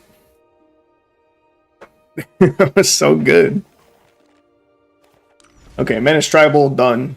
Alright, so now we're going to create the other half. So, the other half of the deck was an anti-life gain deck. Okay, cards that say can't gain life. I'll show you what I'm looking at on Scryfall. This is every card that says can't gain and life somewhere on it and is legal and historic. This card is available on paper. Actually, we don't need that. We don't need that to be part of it. Arena, don't need it to be on paper. Historic, can't gain life. We're good. Okay, 33. Let's see. So like Giant Cinder Maw is going to come in. It's still going to be a Rakdos deck because Knight of Dusk Shadow, Rampaging Ferocidon, those are must-haves. Unless I want to run like Roiling Vortex as our rare instead, but I don't think I do.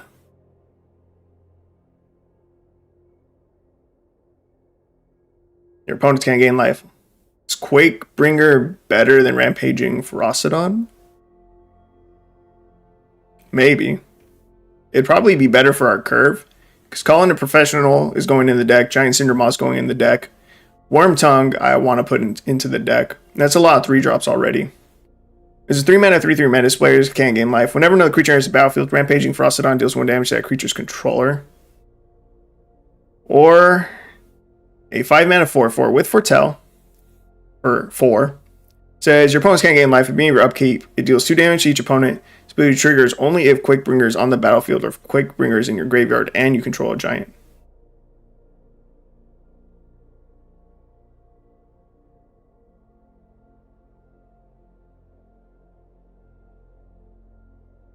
Oh, okay. Weird. I think Quakebringer's probably the move. I'm hoping I have a few of him already, though. Because it is a mythic. There we go. I have 1. How many mythics do I have? 66. I'll use them. Okay, so this is gonna be our anti-life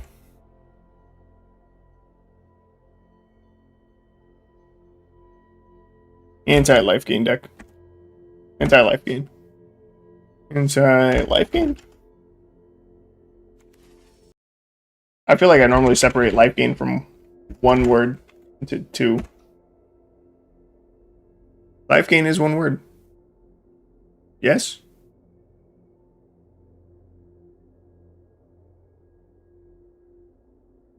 Yes, 1 word. Alright, anti-life gain. So let's see.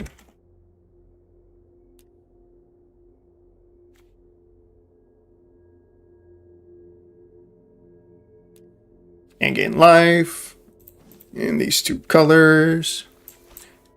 Night Dusk's Shadow, easy include, Giant Cinder Moss, 3-drop. This is a 6-drop, Jesus. But that's not what we're looking for. Worm Tongue, we have 2 of these already. I don't think I need to craft anymore because it is a legendary. I would probably go up to 3. I might go up to 3. We're going to add 2 Tybalts. I could go up to a 3rd Tybalt as well. Fine. I'll craft them. Alright, we've got a ton of 3-drops in the deck already, though. And we're still not done because we're going to throw in 2 Call-in Professionals as well. Okay, so the question is, what do we do with the rest of our deck? If we're playing against Mono White Life Gain, realistically, Mono White Life Gain, what are the cards would help us win against them? Mono White Life Gain normally runs Angels. Angels are big. These creatures are not really big enough to get through Angels. But at the same time, we do just shut down their deck. That's a whole. Alright, let's see what the rest of our cards do. So, this can buff itself. Has Menace. Okay. This says when we tap sack another creature, target player loses 1 life if the sacrificed creature was legendary. We can amass orcs twice. Just 3 damage. Just players can't gain life, which also affects us. So we don't want to run any life gain in our deck. Because don't the other ones say your opponents? Your opponents, your opponents, your opponents, your opponents. Giant Cinder Maw is, we can't even gain life either. It's very important to note. Quakebringer. Quakebringer kind of makes me want to add some giants into our deck. See, Bone Crusher Giant would be perfect for this deck. It'd be so good. But I can't run it. Would literally be perfect for the deck. And Giant Cinder Maw is only giant in name. Big sadness. Let's see. Behemoth. Tithe Bearer. Ravager.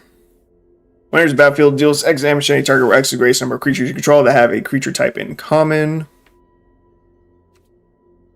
Let's see. Craven Hulk. Can't block alone.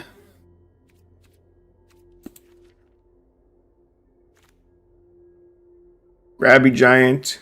2 mana, we can create a treasure. And then we can pay 4 mana for a 4/3 with reach. Pay 2 in red, sack an artifact or land to draw a card. Siegebreaker Giant. 5 mana for a 6/3 with trample. Squash. 2 mana to deal 6 damage to target creature or planeswalker, assuming we have another giant out. You give something double strike and then 5 mana for 5/4 menace. 6 mana for 4/4. When there's battlefield, creatures you control get ++0 and gain haste until end of turn. Doomscar Titan, huh?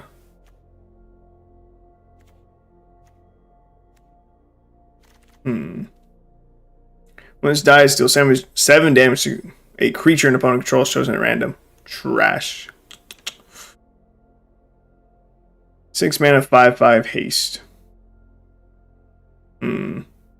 Mountain cycling. Improvise. Not really running artifacts. And none of these giants are in Rakdos colors. which is too bad. Because, like, Sunder Shaman's, like, a good card. This is just a 4-mana 5/5 that can't be blocked by knights or walls. I, like, don't even hate it. I really don't. It's not, like, a super great card, but I don't hate it. Just because it fits, and I kind of want more giants. Get a little more value from our mythic. Are there any giants that are colorless? No.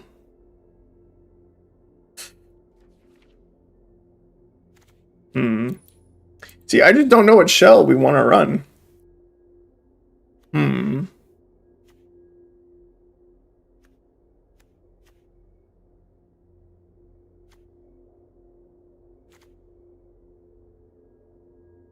his deck is probably only going to be good against life gain decks. If we're playing against someone who's not running life gain, we probably don't win.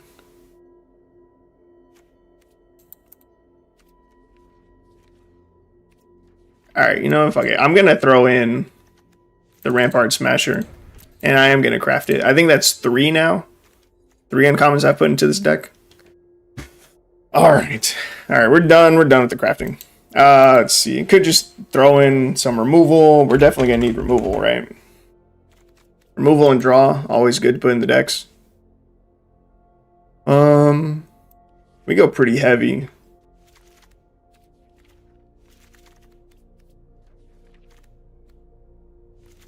I've been throwing 2 cut downs. So we don't have any 1-drops yet. Actually, forgot we have 2 call into professionals, which can function as removal. I honestly think I just throw in my usual treasure package of Shambling Gas, Deadly Dispute. And then from here, we just add 4 removal spells. 4 more removal spells.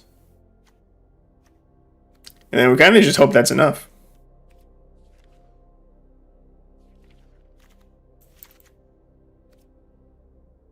And because we can't gain life, we got to watch our life total as well. So I'm only going to go 2 Infernal Grasps and then 2 Go for the Throat. So we're going to check our curve, or not a curve, our color split ratio thing. And then I'm going to remove these, add in Foreboding Ruins. Turn 1 to 2. We don't need red until turn 3. I think we just go an even split. 53 and 47 is basically a 50-50. So we'll go like this. Ooh, actually, Rampart Smasher. We would need quadruple red available to us. I wonder how consistently we can get that. Shambling Gas and Deadly Dispute can make us treasures. I think we need to go heavier into mountains. Like, way heavier into mountains to try and make sure that we can get Rampart Smasher down on 4. But if we have no Black Source in our opening hand, we're not doing anything for the first 2 turns. Literally nothing for the first 2 turns. This is tough. Rampart Smasher is sketchy at best. We're going to try it out. If we can get him out on 4 consistently, then I think we're chilling. We can't, we're probably going to have to cut him, swap the deck around a little bit. Man, see, a Bone Crusher Giant would just be so fucking good and perfect for this deck. The struggles of being a budget deck builder. And of all the decks to make an exception for it, this seems like a weird one. Where I would want to double up our rares. It just might be necessary. It's so good. Oh, okay, look, you see that? Quad red. We're chilling. We're fine. Boom. Yep, reveal mountain. That's. Alright, now I really want to draw the Smasher. Show me the Smasher.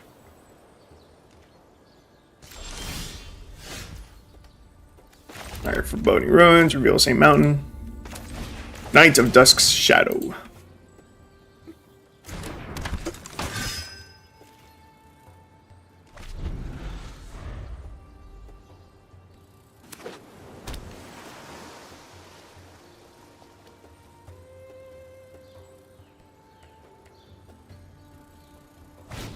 Don't mind me.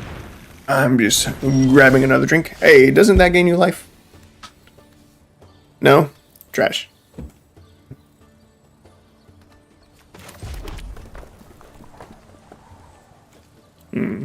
Gaia's Blessing. That's interesting. We will just slam down Giant Cindermaw. And we'll swing. And I'm going to throw this away.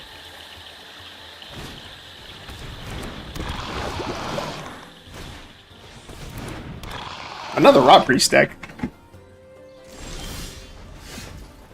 I can honestly say I was not expecting that. They have one blue up. They could Fading Hope something.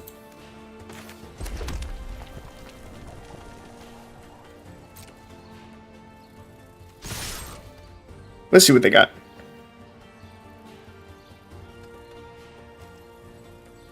They're probably holding up. Oh, I was gonna say I would think that they're still holding up a Fading Hope. Like that's all I got. I think it's yeah. It's the only thing I think it really is. We're just gonna drop our other Knight of Dusk Shadow though.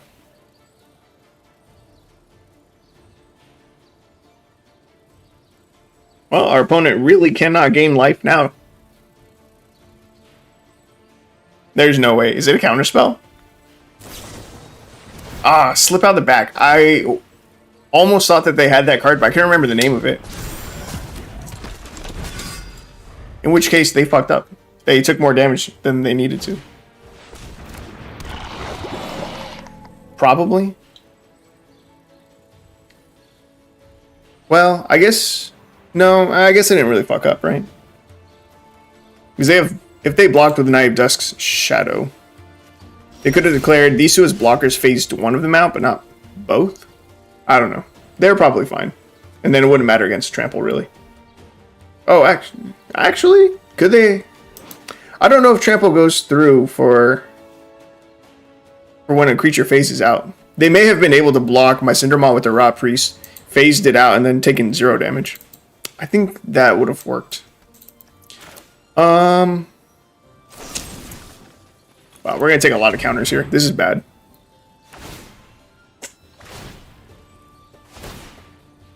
This is really bad.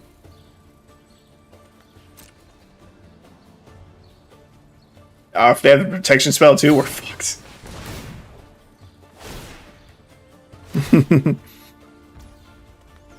Bro, how do you draw 3 Rot Priests in the top? Wait, this is in the top 6 of your deck. Dude, you're running like 64, 65 cards. Some whack-ass number like that. And I'm gonna lose to you? That's trash. Okay, and we don't swing there because he has 3 Rot Priests. We probably just lose if he has a single spell. Yeah, that's dog shit. Or just... That was trash. That's trash. I really just want to play against a life gain deck. And I'd rather not play against a 3rd Rot Priest deck in a row. Wait, was that in a row? Oh, I think it was, right? Yeah. Yeah, we just played two Rot Priest decks in a row.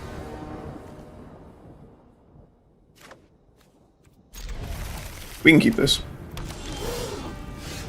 Hello, opponent. Alright, Shaman Gas, turn 1. Got a decent looking curve going. We're gonna need another land drop or 2, but we're fine, we're chilling. You know, I think... Ooh, what are you? Mary, Esquire of Rohan. 2/2 haste, has first strike as long as it's equipped. Whenever you tag with Mary and another legendary creature, draw a card. Wow, you're dead. If I can click, you're dead. Got him. I forgot that this has Foretell. We could technically get this out on turn 4 if we wanted as well. If we had no 2-drop. I had another Mary. Alright, touche. Touche, you got me. Is this a knight? It is a knight.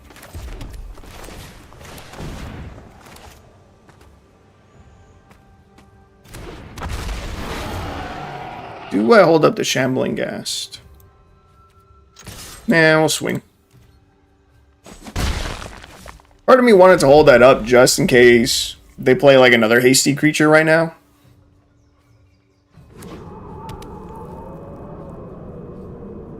But I'll get in for the 1 point of damage. Oh. And it was the right call. I'm going to go ahead and make that treasure. So if we top deck a Rampart Smasher, we'll be able to cast it. Oh. Wow. Cast into the fire, followed by the play with fire. Could just slam a Quakebringer. Seems good. Seems solid. Worst case next turn, if we miss a land drop, we can Giant Cinder Maw and Shambling Ghast. Alright, so when does this deal 2? Is it our upkeep? Yeah, it is. Our opponent probably thinks this is such a random card to see. I, like, never see anyone use a Quakebringer. Even when Kaldheim was, like, the latest set. Like, never. Erkenbrand, Lord of Westfold.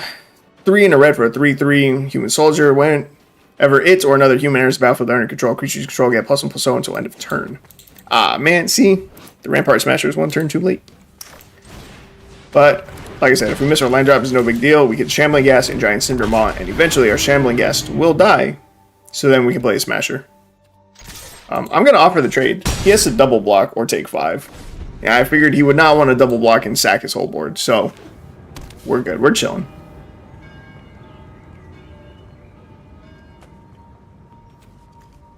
I like what they're going for with the Mary, though. Soul Partition. That feels bad.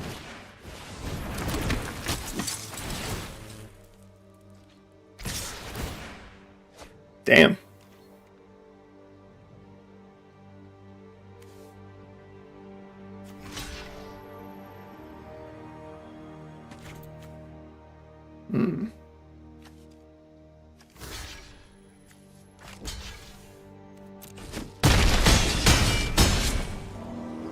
I am committed to killing the Mary, which could maybe be really bad if we miss our land drop. But we're never punished. Could just slam Cinder Maw in, but it's probably the better move.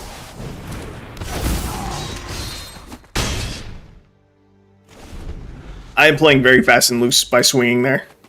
It was probably the wrong call. In fact, I wonder if Cinder Maw would have been better. No, he has to kill me now. We're fine. He has to kill me now or he dies at the upkeep. Or he has to deal with one of the Quakebringers. And if he can, you know, kill this one, I mean, it's game anyway. It's fine.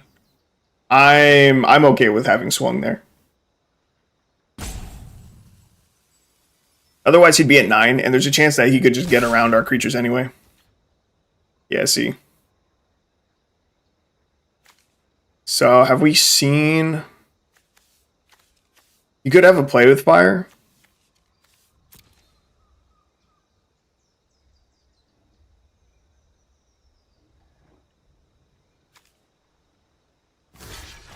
I have to block here if it's play with fire. Because if I block one of the smaller ones, I take 4. And then die with the 2 more damage. But the Quakebringer still works from the graveyard, baby. It's too good. Sick. I played around the play with fire. Big brain. Big brain. Alright, I'm gonna play it just one more time. We still haven't played against a life gain deck, which is kind of the whole point of the deck. But I'm liking it too. A little bit of giant action. Never see anyone use giants. What do I call this? Oh, this will be the anti-life gain deck.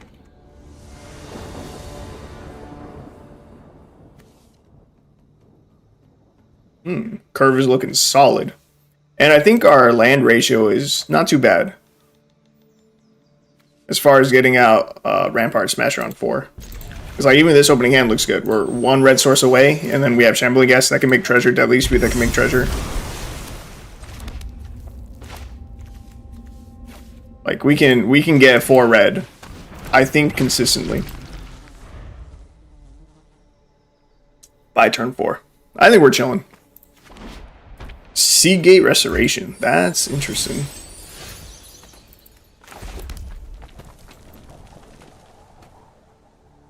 So question is, do I want to play a Knight of Dusk's Shadow, Deadly Dispute, or do I want to cast this on 4?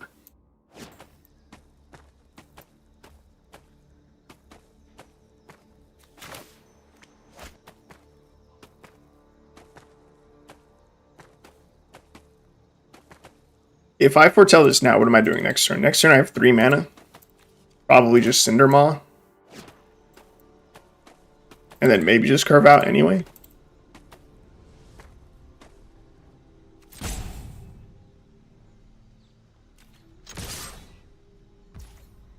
They're definitely some kind of control deck, right? I think I'm going to play the Knight of Dusk Shadow. Or attempt to. Just in case they have some kind of life gain shenanigans going on. Oh, feels bad. Should have foretold.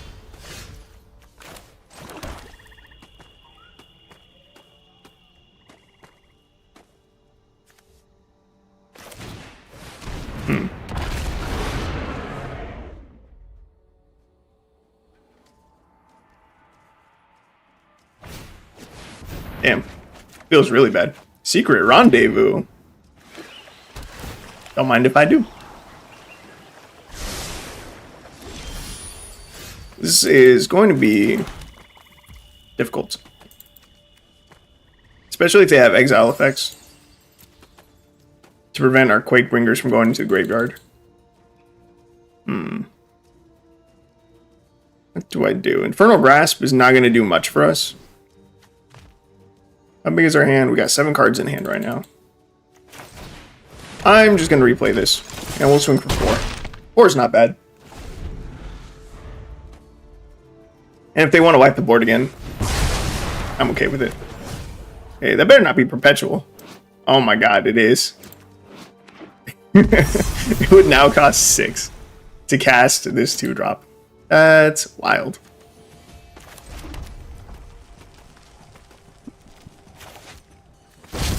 Okay, I really hope that if they have a removal spell for this, it's just a normal one. Just don't be exile.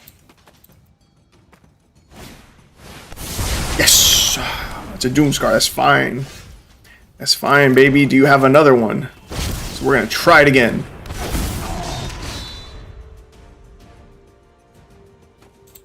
We still have 6 giants in the deck that we can find. Smothering Tithe. Haha, get burned for 4, bitch. Draw.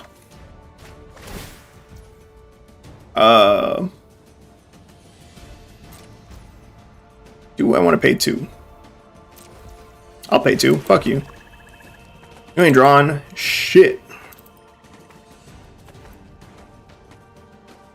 I think I just set up this Shambling Guest, honestly. Wait, how close am I to killing him? I'm gonna play the Shambling Guest. And I'm gonna hold up the Infernal Grasp / Deadly Dispute for us. In fact, really the Deadly Dispute. If he goes to exile the board, I can... You can already draw both. Draw 2? Okay. Yeah. Because if he goes to exile our board again, I'm just gonna Deadly Dispute in response.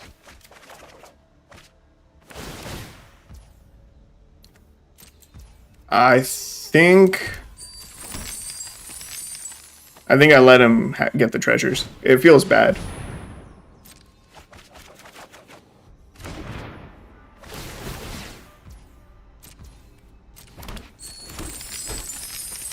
Yeah, it definitely feels bad. He might be trying to go for the win.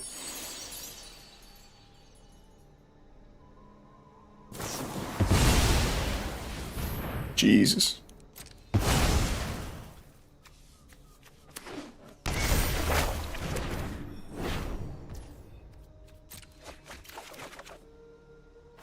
I'm not sure what his win con is. But decline, decline. But he can just keep on going, and this is horrifying. There's a battlefield. Target player exiles all cards from their hand face down and draws as many cards. Jesus. What the hell? Hey, did I put a Feed the Swarm in this deck? Nope. Oh. I exile all my stuff. And then draw. Is he gonna mill me out?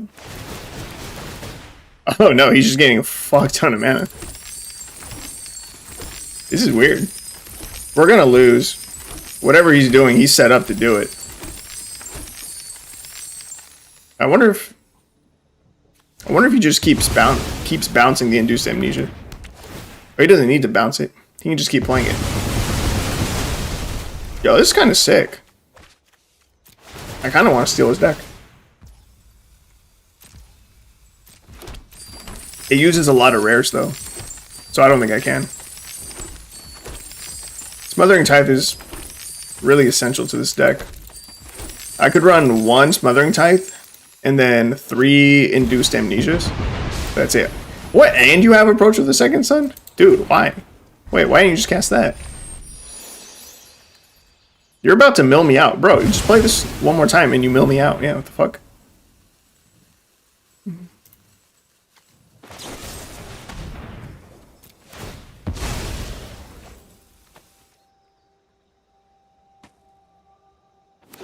And that way I die.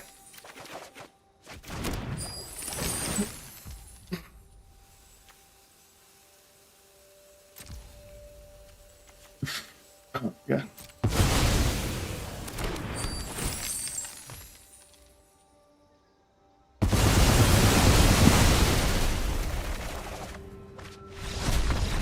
That was interesting. Induced Amnesia. 3 mana. Oh, shit. Target player exiles all cards from their hand face down, then draws that many cards. When Induced Amnesia is put into a graveyard from the battlefield, return the exiled cards to their owner's hand. That's a really interesting card. It's an interesting card for one of my friends, my friend Braden, who runs a Heliod deck for CEDH. And it's all about making people draw cards. Induced Amnesia might not be bad.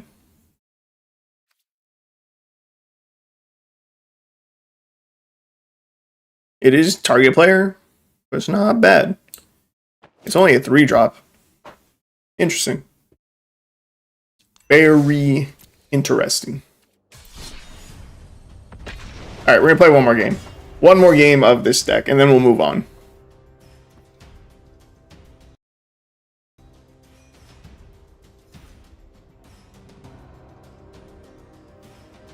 That game felt long. It was 7 minutes. That is kind of long for Arena.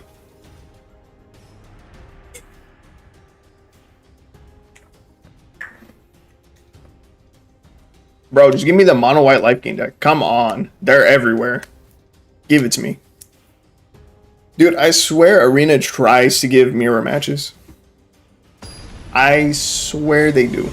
I swear that if we were to swap to a mono white life gain deck right now, that our next opponent would be a mono white life gain deck. Would almost guarantee it. Ooh. Finally get to see Tybalt. Opponent's playing with 61 cards in their deck because they really just needed that one additional card. We don't have 1-drop, so we can decline. They really could not cut one single card from their deck. By Rhesus Roach. Really?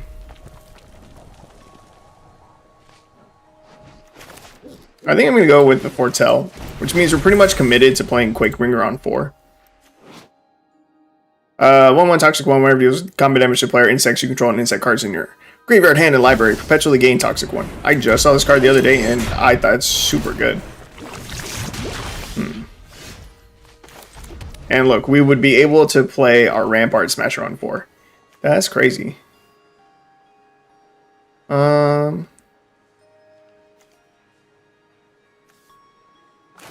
I think we go Tipple.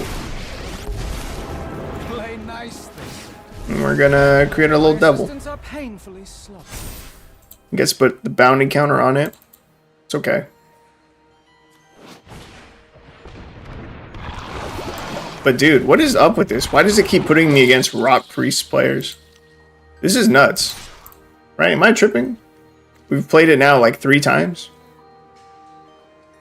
Wait, what is it? Deals 100%. Oh, why would you give me this? Kill that Phyresis Roach. We are gonna get... Ooh. Rock Priest doesn't work on abilities. I always forget that. I always assume that it does. Let's just play a 5/5. It's pretty big. Yeah, another 1/1 to block with. My friend is here to help your pain.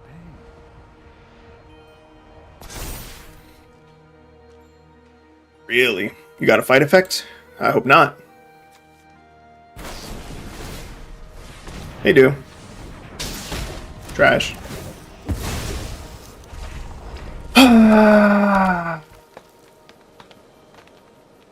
Trash. Didn't even play the Quakebringer.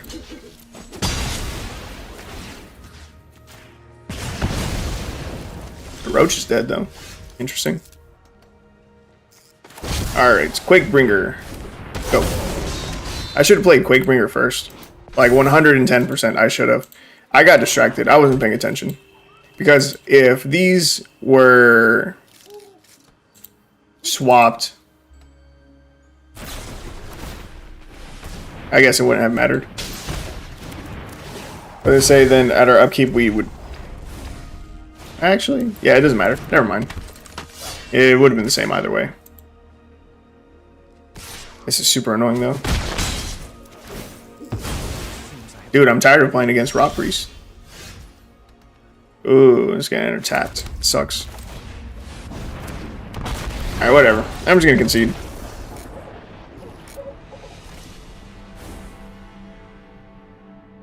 I said that was gonna be the last time we play it, and it is what it is. We're just gonna move on. It feels bad to move on after a loss. It feels like I'm giving up on the deck, but I'm not. We're just done with it. Spent too much time on that one deck. Okay, cold combo. Already in. That's just immediately. That one's good.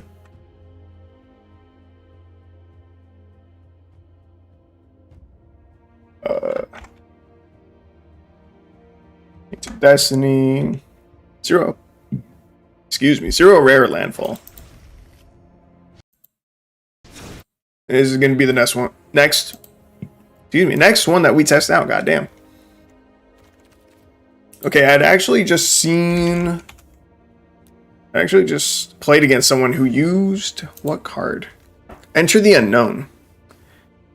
Target creature you control explores. Reveal the top card of your library. Put that card into your hand if it's a land. Otherwise, put a +1/+1 counter on this creature, then put that card back, or put it into your graveyard. Someone was just using this against me with a Brushfire Elemental, and it was really good.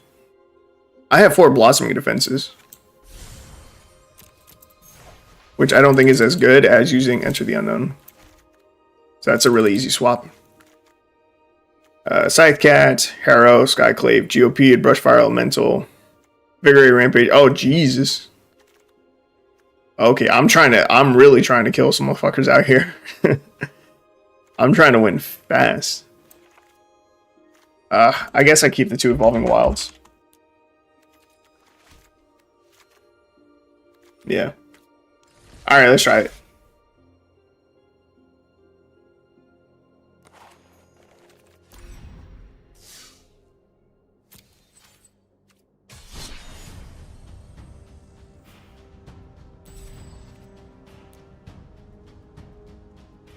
Actually,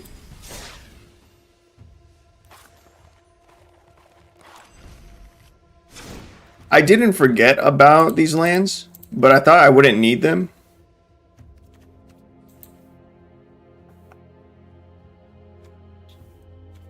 Where is it? The game trails?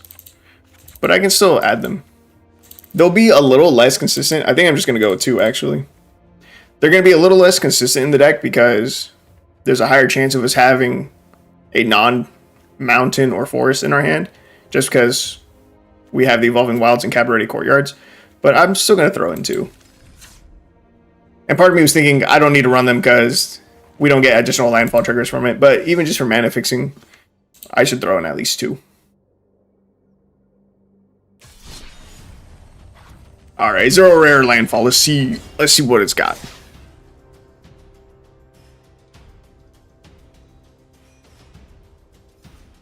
Man, I'm so excited to get back into this. And I really am happy with my new setup for the stream. I'm not using the green screen anymore, as you can see. And I don't know that I'll ever really bring it back. I don't think I need it.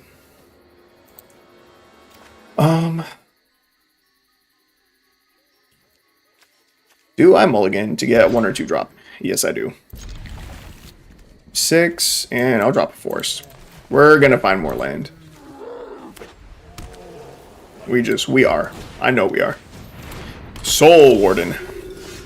Ooh, that's a Hellhound on turn 1. Let's go, baby.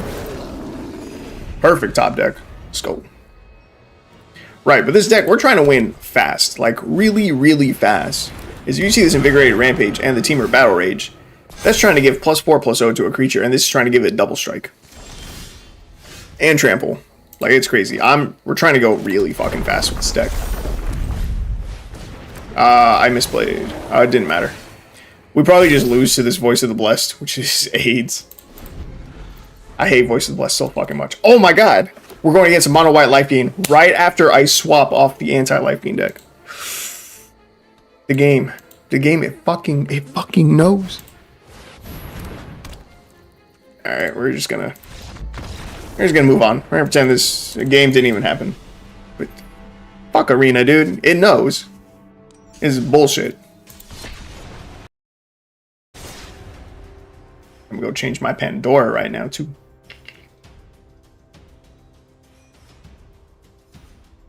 That's crazy though.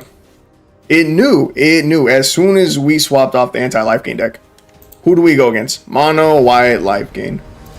In the same way that I said that the game knows, and I swear that the game knows, and it tries to put you in mirror matches, it also really tries to give you decks that counter your deck. See, that's a much better looking hand. Double Hellhound seems good to keep in theory, but we don't even have a second mountain play. Turn 1, we need to Cabaret Courtyard, grab a mountain. I'm going to throw back the Battle Rage, I think. I don't know. This opening hand is a little bit awkward. Because we don't get to play turn 1 Hellhound. Like, if one of these 3 lands in our hand had been Mountain, our opening hand would have been sick. Because it would have been turn 1 Hellhound into turn 2 Hellhound plus Evolving Wilds or the Cabaret Courtyard or something. See, if I play the Evolving Wilds right now, we're like wasting landfall triggers, and it sucks. It's just a very awkward and slow start.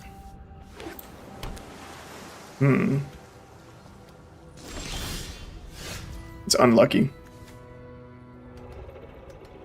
Alright, there's a mountain. It's a little bit late. But I'll play this Hellhound, play this mountain. And then we just pass. We're going to hold the Battle Rage and the Explore. Yeah. Monster Manual, that's cool. Alright, so let's see. This is going to get +4/+4. If we double it, it goes to 8. Plus another 4. We can swing for 12 this turn. Is that enough?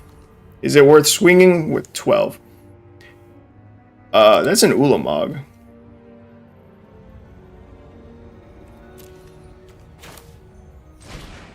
I'm going to play the Skyclave Geopede. Evolving Wilds.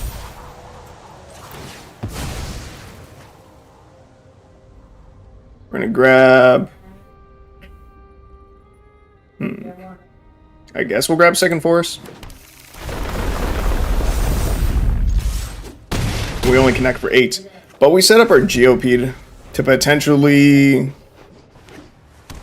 get lethal next turn. Because they shouldn't have a board wipe. They're playing Islands and Forests, so we shouldn't expect a board wipe. This has been such an awkward start, though. We probably could have killed them by now if we had a mountain in our opening hand. Okay, so C... Is this enough? It could block half of this at 7-14. Come on, dude. I need a land. I really don't want to have to explore here, but I think we need to.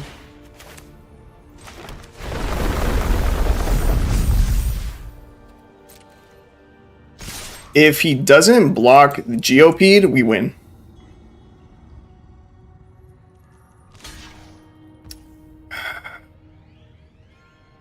We're so close.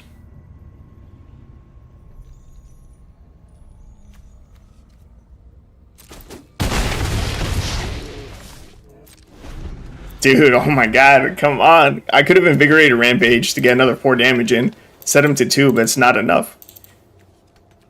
And Teamer Battle Rage could have given plus... Or could have gotten us 2 more damage, but still not enough. Alright, give me a land. Let me top deck a land, please. Bro. Oh my god. Okay. Whichever Hellhound he doesn't block... Is this still only set to 1? Dude, this is so trash. I needed a land. Oh my god. So I can make this 7. I'm gonna set him to 1, I guess. I don't even know at this point. So trash. 1 land and I could have won this game.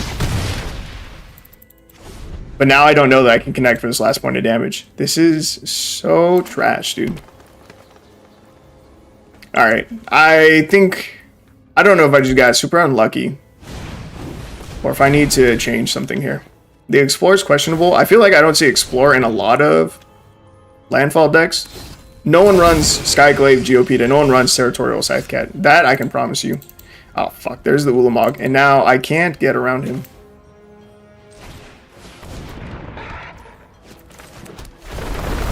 I should have held onto that land. That was a misplay. Oh my god. It's all bad. And now I gotta go take a shit too. Alright, I'll be right back. That... Be mindful.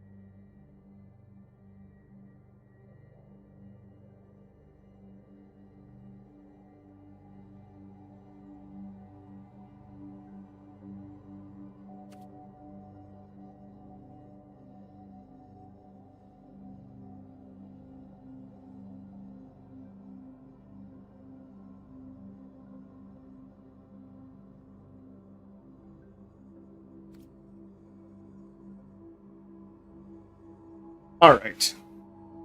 So... Alright, some changes that I need to make immediately. Immediately, we're going to cut 1 Scythe Cat and 1 GOP for 2 more lands. Are there no other good 1-drops for landfall, though?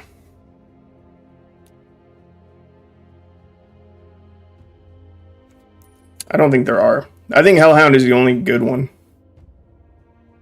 which is disappointing. Yeah, alright. So we're going to try that. We're going to drop 1 and 1. And we're going to run it back. I know that we can win super fast with this deck, but we need to not get screwed. Not like we did last game. Opening hand, just, it wasn't strong enough. I can't remember if we mulliganed once or not.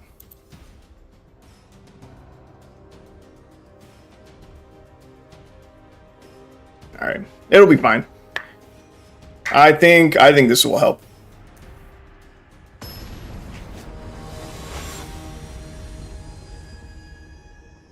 Four lands in our opening hand. It's kind of a lot.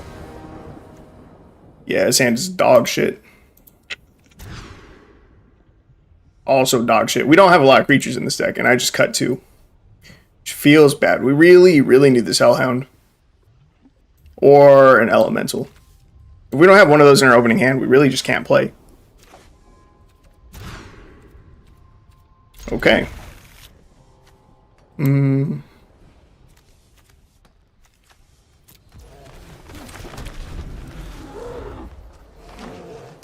Damn.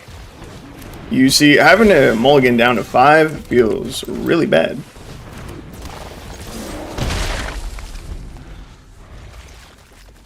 We have to top deck like kind of perfectly to be able to get past these elves.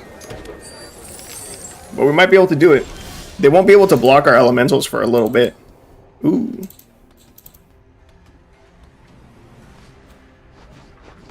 Sequencing. Rushfire Elemental first. And I said we need to top deck perfectly. This Hellhound's a pretty good top deck. It definitely helps. Definitely helps. Because this is going to be 6 unblockable that they, well, can't block. If next turn we hit a Harrow, we're like super in. Like it might be enough for game. But we really need to hit that.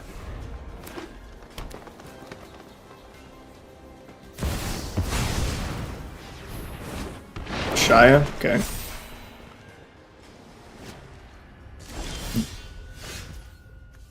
Skyclave, Geobead. Not what I was hoping to see. I mean, this sucks. What do people normally put in landfall decks? Why is mine so garbage? Very inconvenient. I'm gonna look up someone else's deck list.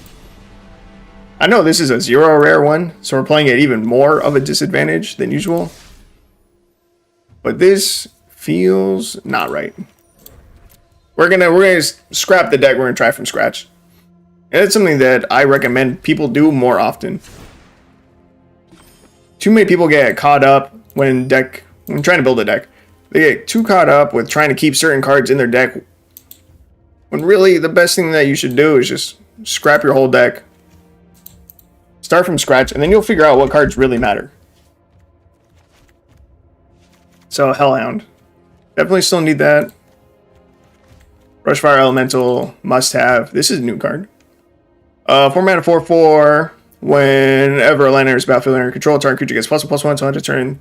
Then if that creature has power 4 or greater, against first strike until end of turn. First strike doesn't really matter, but it is another landfall option that we could run.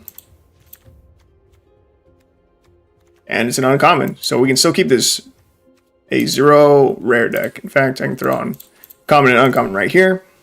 Okay. Is there anything else that's good? I should pick either the Scythe Cats or the GOP to keep, but definitely not both.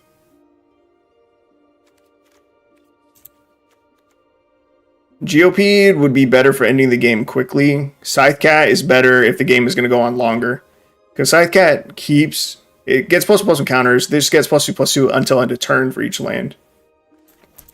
But I guess we don't want it to last super long. I know we did just add a 4-drop into the deck. Okay, now let's see about ways to get additional landfall triggers. So again, Harrow, I definitely want on the deck. Enter the Unknown, we literally just crafted for the deck, so I want that in. I wonder if other Explore cards would be good. And probably not. We are going to go up to 26 lands. Right, let me see.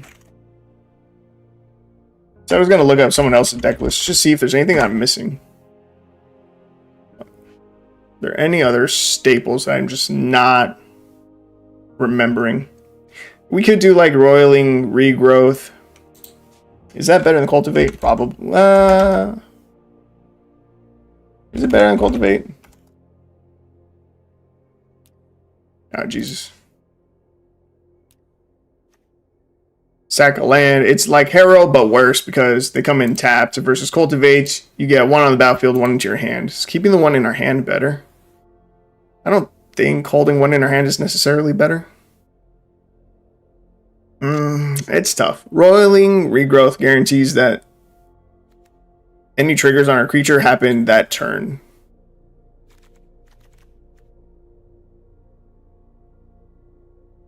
Do I want to try it? Maybe. I still like the idea of Explore as well, though. I know I said 0 rares, and this is the rare version of Explore, but Explorer is a common card. You're fine. Okay, Explore. I still want to be greedy and keep Invigorated Rampage. I'm going to keep 3 of these. What's it? Ferocious Strike? Or no, Teamer Battle Rage. It has Ferocious on it. I'm going to keep 3 of those, and then I'm going to throw in 2... I'm going to throw in 2 Cultivates, I think. No, I'll go with the Roiling. I already have 2 of them anyway. So I won't need to craft anymore. Okay, now we're going to get our lands and search our library.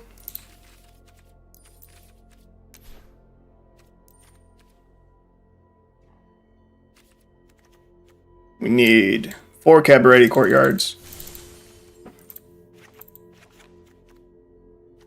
Do I keep the 2 Evolving Wilds? Fabled Passage would be good just to make us the rare for the deck. It really would. It'd be so good. But this is the 0 rare one, so we won't. And then still use 2 Game Trails.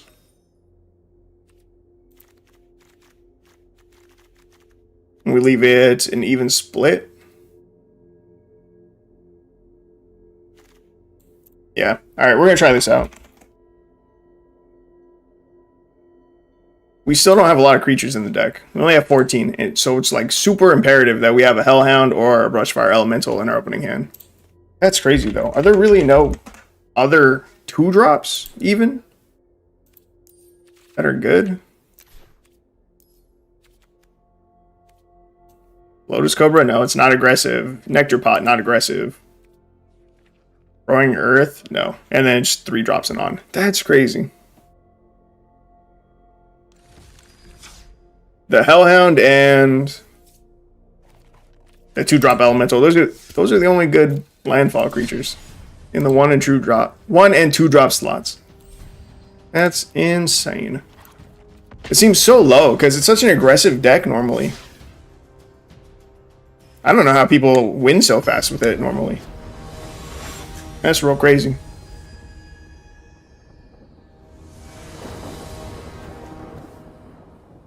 Okay, we got Brushfire Elemental and Skyclave Geopede. Sick. This will do. We use one of these to go 2-drop a mountain. Okay, I'll go with the Evolving Wilds. Doesn't matter which one I pick. Grab that.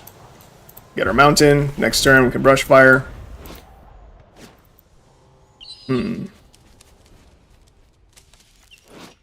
Yeah. Brushfire, swing for 1. We did add Harrow to the deck, right? Yep. Bro, Harrow's so good. Roiling Regrowth, garbage.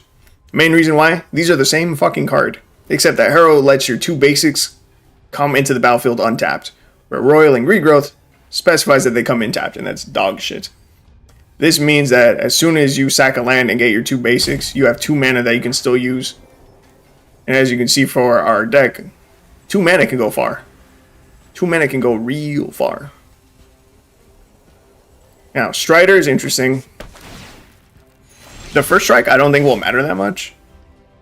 But the landfall, putting +1/+1 on some creatures, I think that'll be pretty solid actually.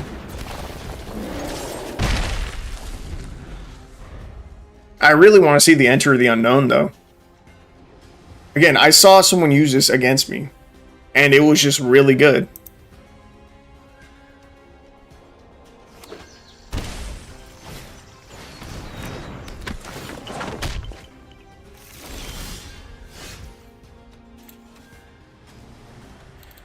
Okay, so do I set up the Geopede?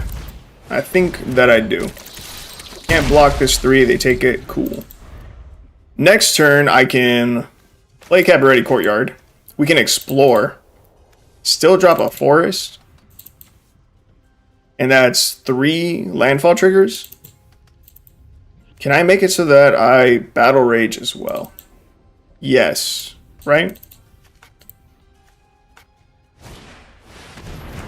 I just have to make sure I leave my mountain up. We might be able to try to go for lethal this turn. I just need to make sure my red stays up. We're going to explore. We can play an additional land this turn. Play a forest. Trigger, trigger. Cabaret Courtyard. Trigger, trigger.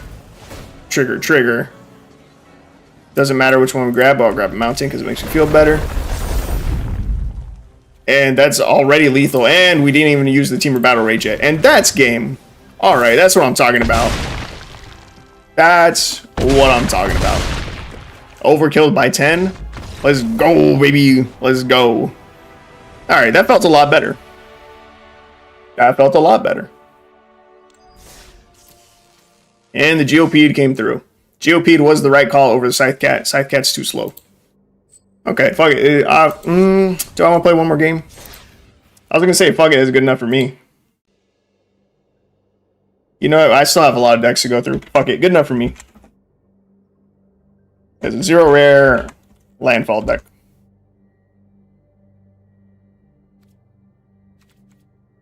Okay, let's see. What do we got next to update?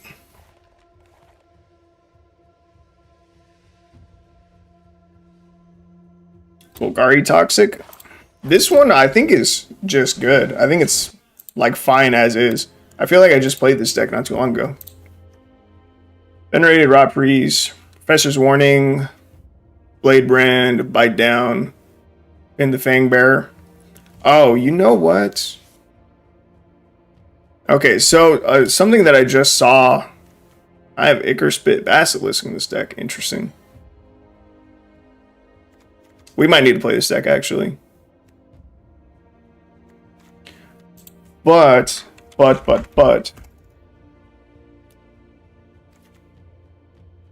I just saw someone using Fin the Fang Bear and they had Blizzard Brawl in their deck, and I was pretty confident that we did not have it in our Golgari deck, which is crazy because I really love Blizzard Brawl as a card. This is creature or planeswalker. Choose our creature you don't control and target creature. Creature you control and creature you don't control. Control 3 or more snow permanents. The creature you control gets +1/+1, gains indestructible until end of turn. As creatures fight each other. It's for 1 mana versus Bite Down. Deal damage equal to its power to target creature or planeswalker you don't control. Actually, maybe Bite Down is just better. Because it can target planeswalkers. Would I ever use that at instant speed though?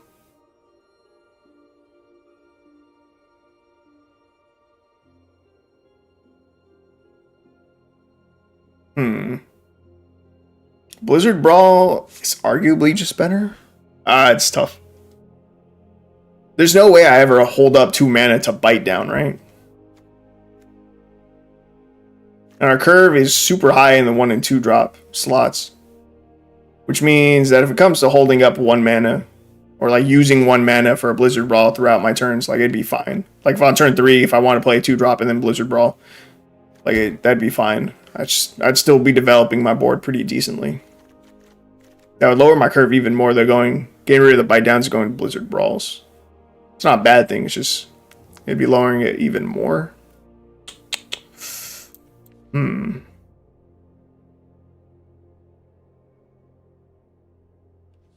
It's weird. Smell of Fear is almost decent too. We get to proliferate our poison counters.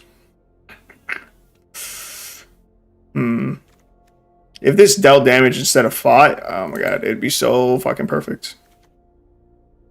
Target creature control gets +2/+2 until end of turn. If its power is 2, then it fights target creature you don't control.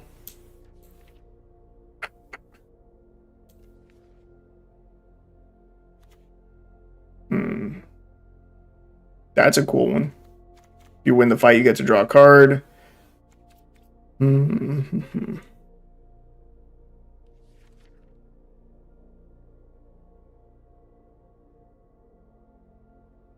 I'm going to try the deck as is. I do normally love Blizzard Brawl, though.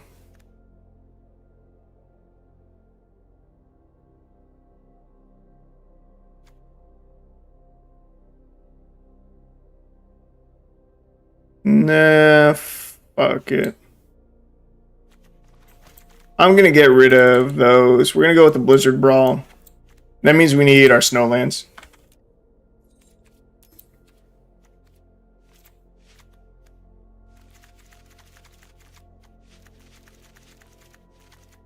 Okay, our curve is super low. It's like a 1.4 or something. Alright, it's 1.9. It's still a little higher than I thought. Let's see. Do I want to run any of these? Not even a little bit. Like the Woodland Chasm? Nah. I don't even want a single one of it in our deck. We just have too many 1-drops. It's not worth it, I don't think. Yeah, no. No. We'll be fine without it. And let's see, we have slightly more green than black. We have an even split for our 1-drops. Nothing has double mana costs.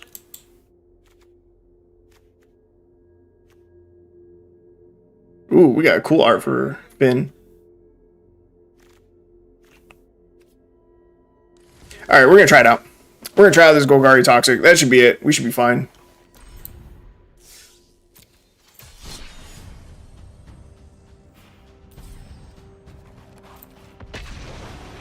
Again, I'm pretty sure I just played this deck not too long ago. And I'm also pretty sure that it performed well.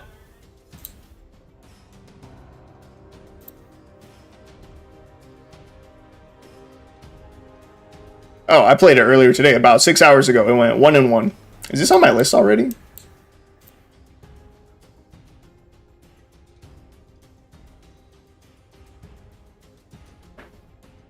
Golgari Toxic, Golgari Toxic. We got Toxic Rats, but it's different. Nope. Alright, we're good. Ooh.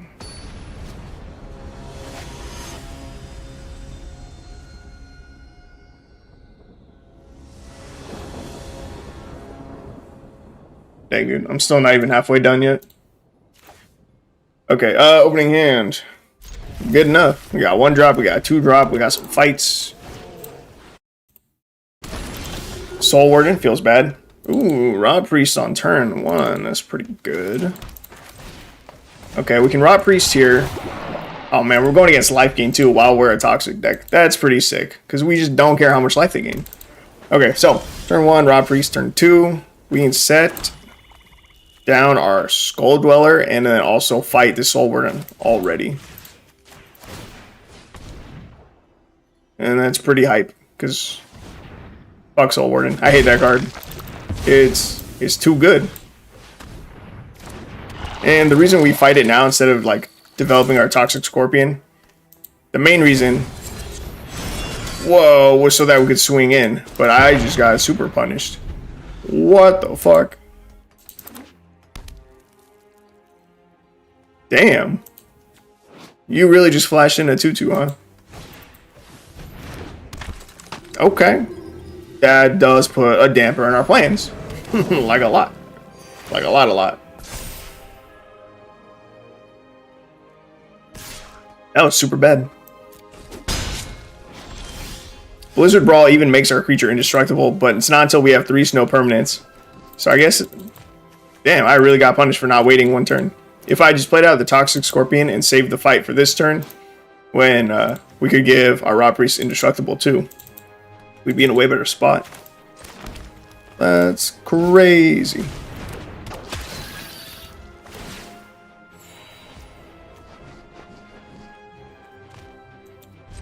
I think we just have to pass. Dude, we're so far behind now. That's crazy. We really just got blown out by a 2/2 knight.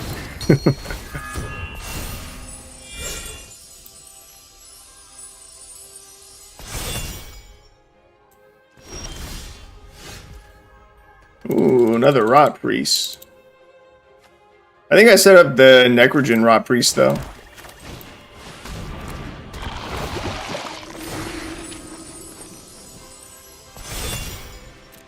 And we pass.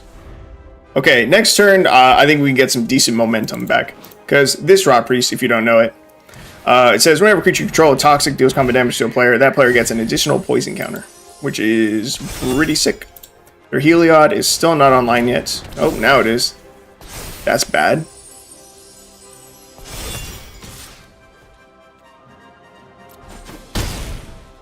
We 8-5. How much life do they gain this turn? Not enough.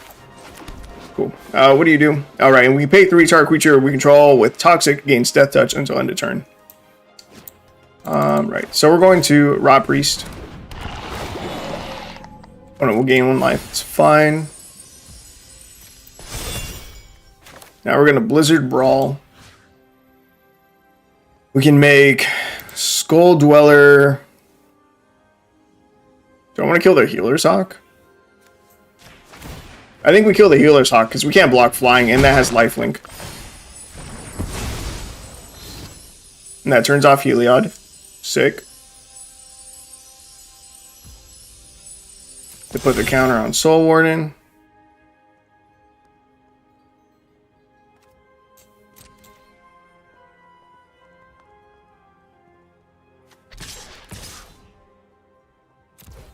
Okay, we swing the Skull Dweller and the Rot Priest. If they block the Rot Priest, we can give it Death Touch, which is...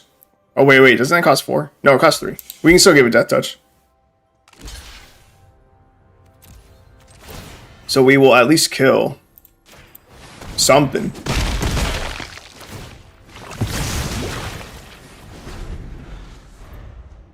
It still isn't great. Our opponent is only at 4 poison counters. We have no cards in hand. They have 1 card in hand. But it's pretty good, and now Heliod is back online.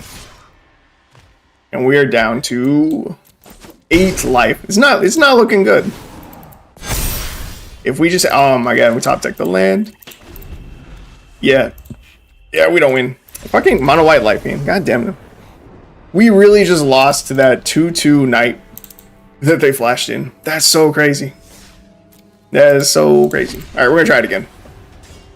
That was not the deck's fault. And honestly, I don't even want to take blame for that because, 1, that's a new card and I see no one run it. I don't even know the name of that card still.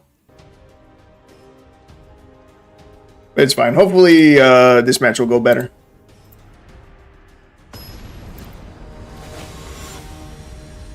Man, we didn't get any of our Professor's Warnings either. We didn't get Blade Brand.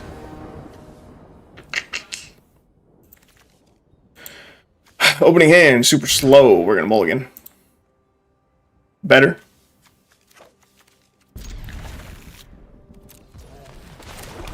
Turn 1, Skull Dweller. Cool. No 2-drop. Feels a little bit bad, but hopefully we draw into 1. We do. Arguably the worst of our 3 2-drops, but we did find 1. That's something to do.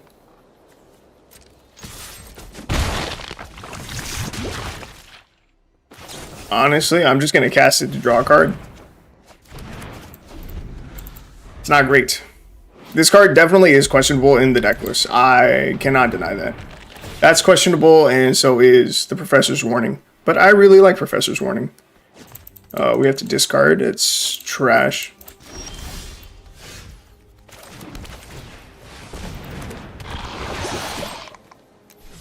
And I'm going to say no attacks. Dude, our hand is like already empty. This is not good. They make us discard more right now. I need them to not make us discard for one turn, just so I can get the Raw Priest on the field. Okay. Okay, we can get Raw Priest down. We have to discard Blizzard Brawl. It is what it is. If they want to trade off with the Skull Dweller, I'm okay with that too. Dude, this is crazy. We ain't got no gas.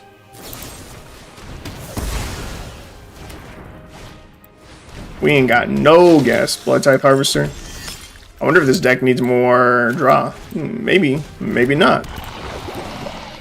Let's Blizzard Brawl you before it can tap and kill our Rot Priest. Opponent is at 2 poison counters. That's it. It's like turn 4 or 5. We have no cards in hand. Yeah, this deck might need more draw. Like a lot more draw. Blade Brand is interesting. It's mostly in here because of Finn, who we haven't seen. Our deck would be performing a lot better if we had seen Finn in any of these games. Because Finn says that whenever creature you control with Death Touch deals combat damage to a player, that player gets 2 poison counters. Well, a creature like Rot Priest doesn't have Death Touch, right? It doesn't have it built in. It just has Toxic. But if you use Blade Brand on the Rot Priest, 1, that's poison counter from triggering its ability. Then when it connects, it'll add 3 more counters. 1 from the Toxic one, and then the 2 from the Finn. Like, in theory, it sounds like it would be solid. But that only works out if we have Finn. And we just cannot draw Finn. Rot Priest also works at that same effect, because it can give another creature Death Touch. Specifically a creature with Toxic, it can give it Death Touch. So this Rot Priest works well with the small Rot Priest. But again, it does not matter if we do not have the Finn. We can give him Death Touch, but like, for what?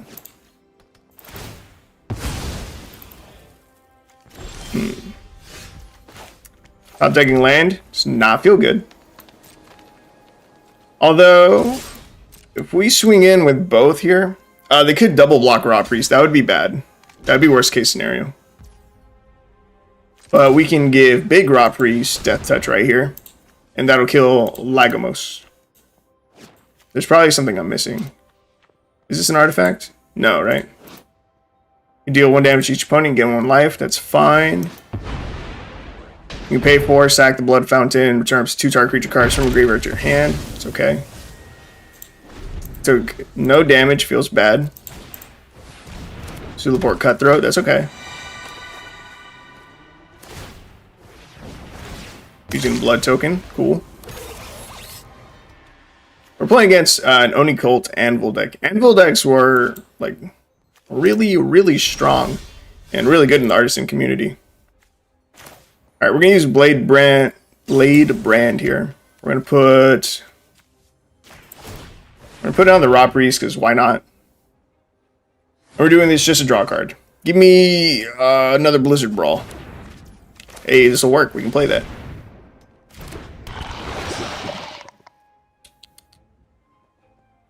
I think I swing with both. They could double block the Rot Priest to kill it, but I don't think they're going to.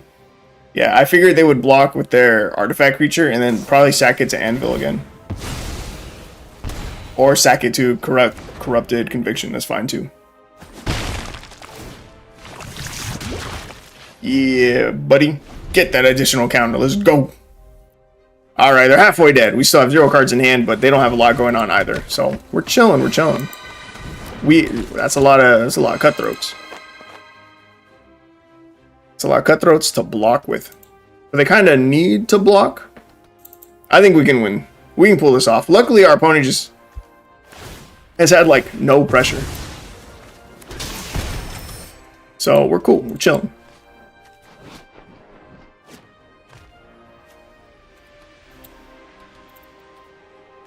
They're looking at the last card that they have in hand. Checking their graveyard. Suspicious. Top deck a land. That's perfect. It's exactly what we were hoping for. Alright, let's swing. They have to block here. They do. They have to.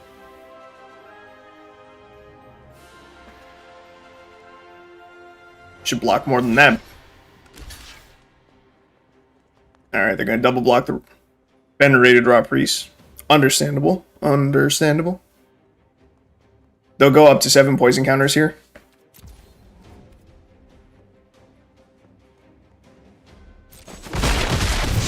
And using that ability would not matter.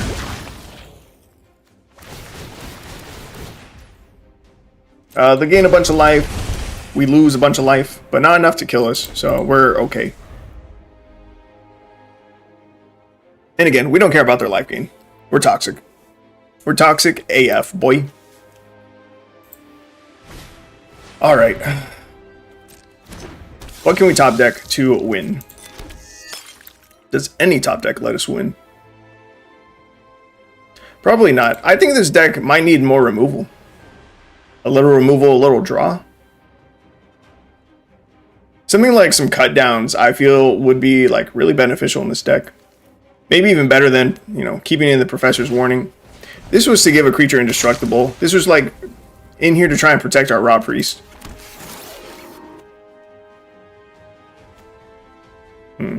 Again, the Professor's Warning and Blade Brand are probably the most questionable cards in the deck. Cut down probably would just be better to have. Because like if we had a cut down, or if like we were to top deck a cut down right now, in theory, that'd be sick. We could like cut down the Blood Type Harvester. This doesn't really help us, you know.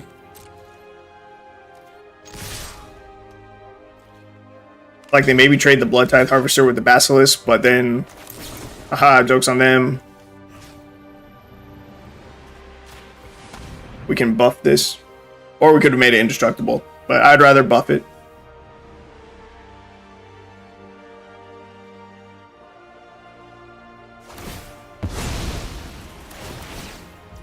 I was going to say, how much damage do we take off this? Are we just dead? They can swing in for 2 more damage next turn? Oh no, that's game. We lose. Oh, that's gay. I did not have fun. Okay. This deck, it needs some work. Just a little bit of work.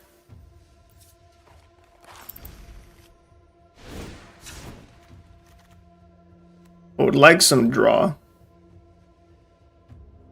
Toxic Scorpion.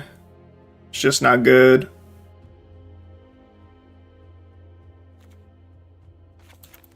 I'm gonna keep the Blade Brands.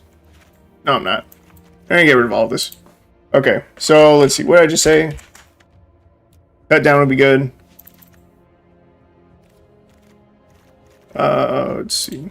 Full set feels excessive, but it's fine. We'll go with it. What's that one card that gives indestructible in green?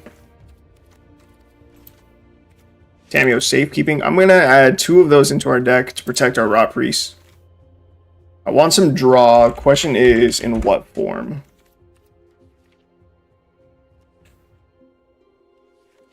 Part of me wants to go with... what's that 3-drop I like? Creature. Morbid Opportunist. I kind of want to go with Morbid Opportunist. It's a 1/3 body. If we give it Death Touch over here, like it can be a, you know, decent blocker. It's a little bit beefier. I think I like it.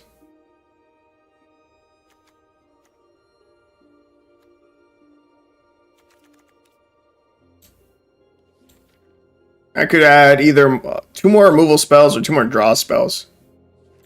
In fact, I could go with like Infectious Inquiry. Actually, do I like that better? That might just be better than Morbid Opportunist. I could just run a full set of Infectious Inquiry, and then we could get 2 more kill spells in here. We got a lot of removal in this deck. Between the Blizzard Brawls, the Cut Down, and then now 2 more cards that we would add, it feels like a lot.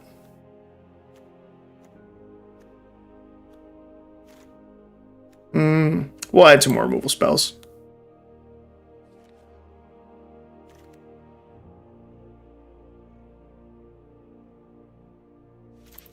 I'll go for 2 go for the throats. Yeah, alright. Check our color ratio. Slightly more in green.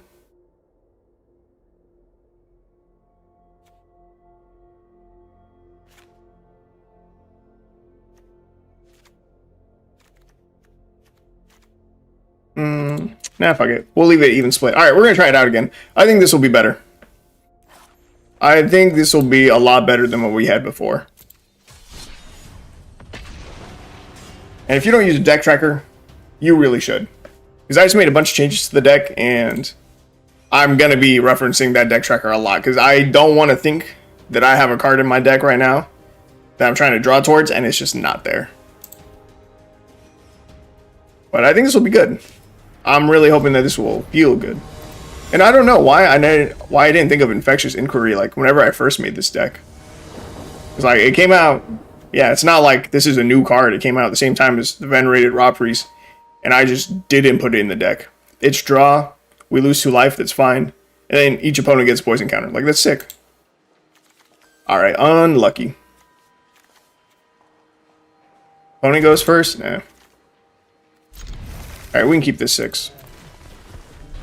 That'll be alright. Opponent should be playing Gruul, unless their card sleeves are aligned. I just play out the Raw Priest. If they have like a shock or a play with fire or something to kill the Raw Priest, then they have it. There's nothing we can do. We don't have a safekeeping in hand, so there's no point in trying to like wait a turn.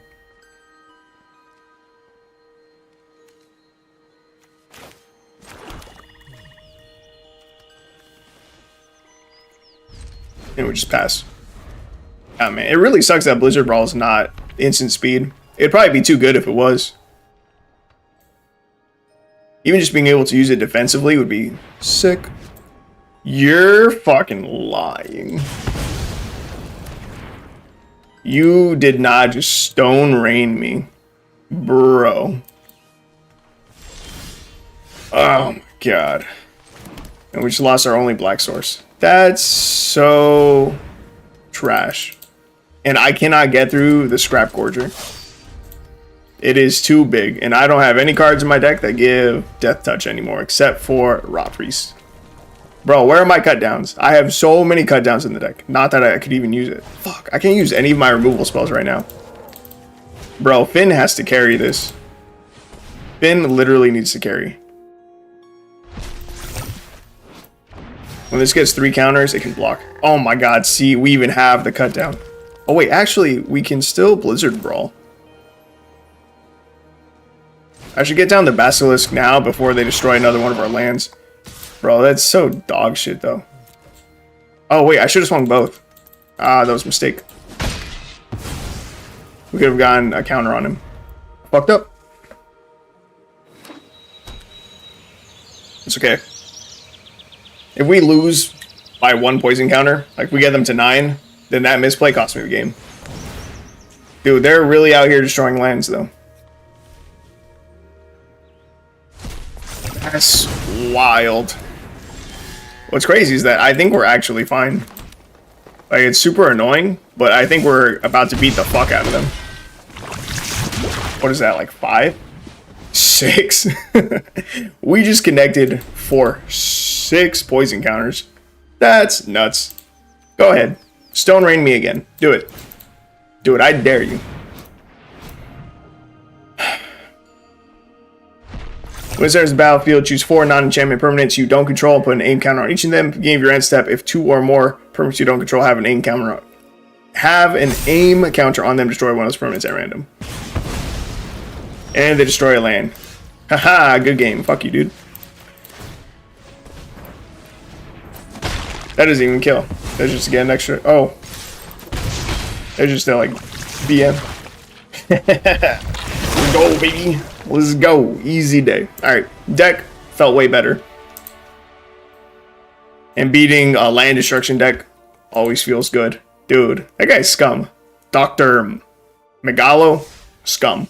Scum of the earth. Alright. Fuck it. That deck, good enough. Done.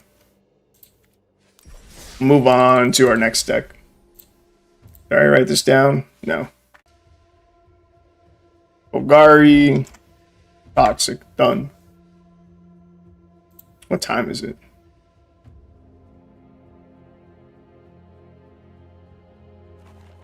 Alright, 5? Okay. I'll do like 1 or 2 more decks and then I will call it. Let's see. Done all these. Sterix Memorial. I don't think this deck was good. But it is funny if I remember.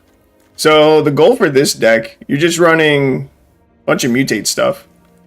And then what you want is for Auspicious Sterix to mutate onto something, right? You want to trigger this ability. And it says, when this creature mutates, exile cards from the top of your library until you exile X permanent cards, where X is the number of times this creature is mutated. Put those permanent cards onto the battlefield. So what you want to do is mutate, get a bunch of counters, and then one of the permanents you want to hit is a Chroma's Memorial.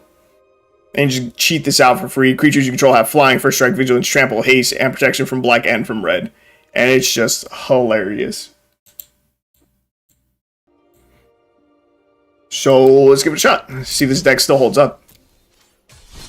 Because I don't think we've gotten any new, like, mutate cards. I'm pretty sure we haven't. Since I made this deck. So, again, I don't think it was that great. But there shouldn't really be any upgrades that we can make to it. Not unless I was just, like, really off when I built it. And I'm blind. Sterix Memorial. There we go. Yeah, it's funny. This is a deck that someone actually used against me as well. And I definitely stole their deck idea. Oh, there is a new deck that someone just used on me that I haven't tried building yet.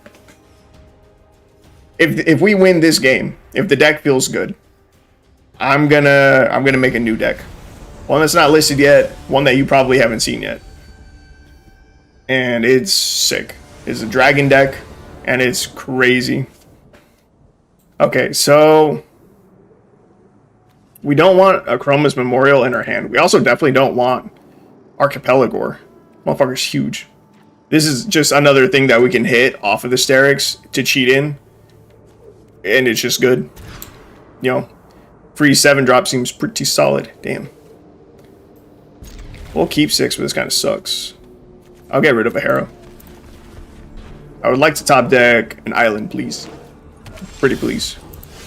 Ask and you shall receive. Thank you, game. Very cool. Bear sleeves going. Let's go, baby. Let's go. So yeah, from here, we're just going to start mutating. We'll get down our Polywog Symbiote. Booyah. We're just going to curve out, like, super perfectly here, dude. Next turn... we probably just Harrow. This reduces our mutate cost by 1, right? Actually, is it the mutate cost or creatures mutate? Each creature spell you cast costs 1 less to cast if it has mutate. But it's not reducing the mutate cost, right?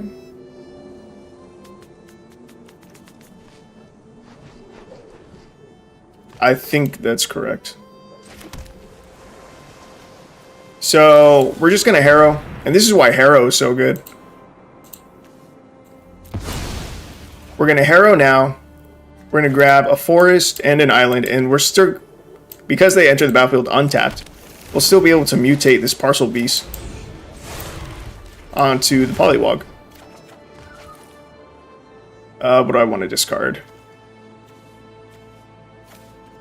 We don't need that island. It's fine. Over...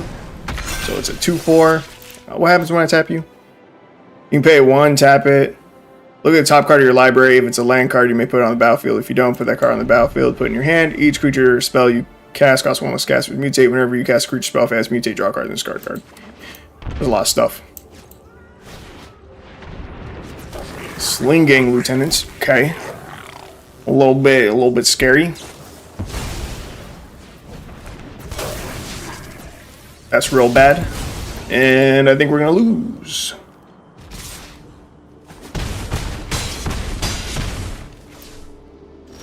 Yeah, we are.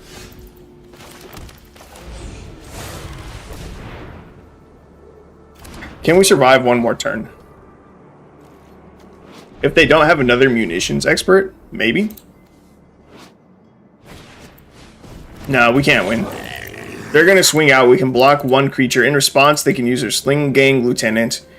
1, 2, 3,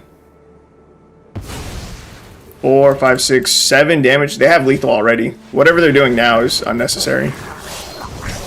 They already have lethal. They just have to swing out. Whatever I decide to block, they sack it to the Sling Gang Lieutenant. They deal 1 damage to me.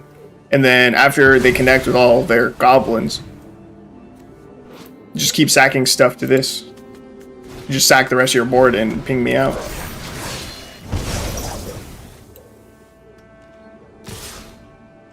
Oh, that was interesting. But yeah, they had lethal. They still have lethal, see? Like, all of that was super unnecessary. Just sack 2 things to the Sling Gang Lieutenant in this game. Alright, that was a bummer. We were on the draw against goblins. Like, it is what it is. They're super fast. They go super wide. Our deck, we're trying to build up one creature really big. It is what it is. So there was nothing wrong with our deck. It was just a bad matchup. So in a case like that, don't freak out.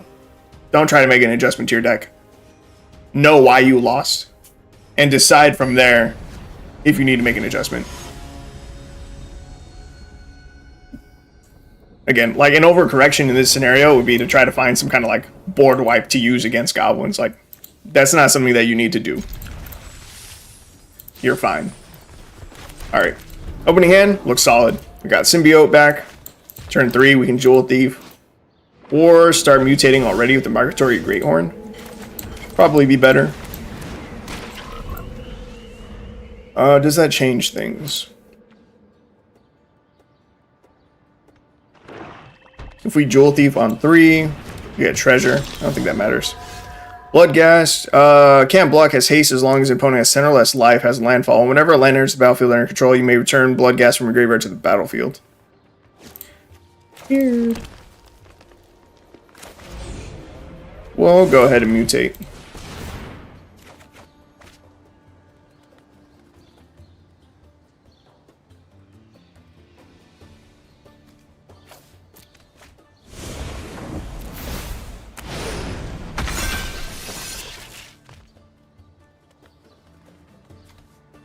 I discarded the Harrow. I don't know if it's the right move or not, but it's what I went with. I think we should be fine. It's cost 6 to mutate. Worst case scenario, we play this, we get a treasure. And then we'll still be able to reach 6 mana to mutate this. Oh my. Not the amoeba. Bro, what is our opponent playing? Okay. Hey man, whatever floats your boat. Okay, we're gonna Jewel Thief. Like I said, we're gonna get our treasure, so then next turn we can mutate with this. Oh, stop scaring me. We're gonna go here, cast mutate. Mutate this onto Greathorn. Ditch the island. We go under. Yo, we could top deck Asterix. That'd actually be like perfect.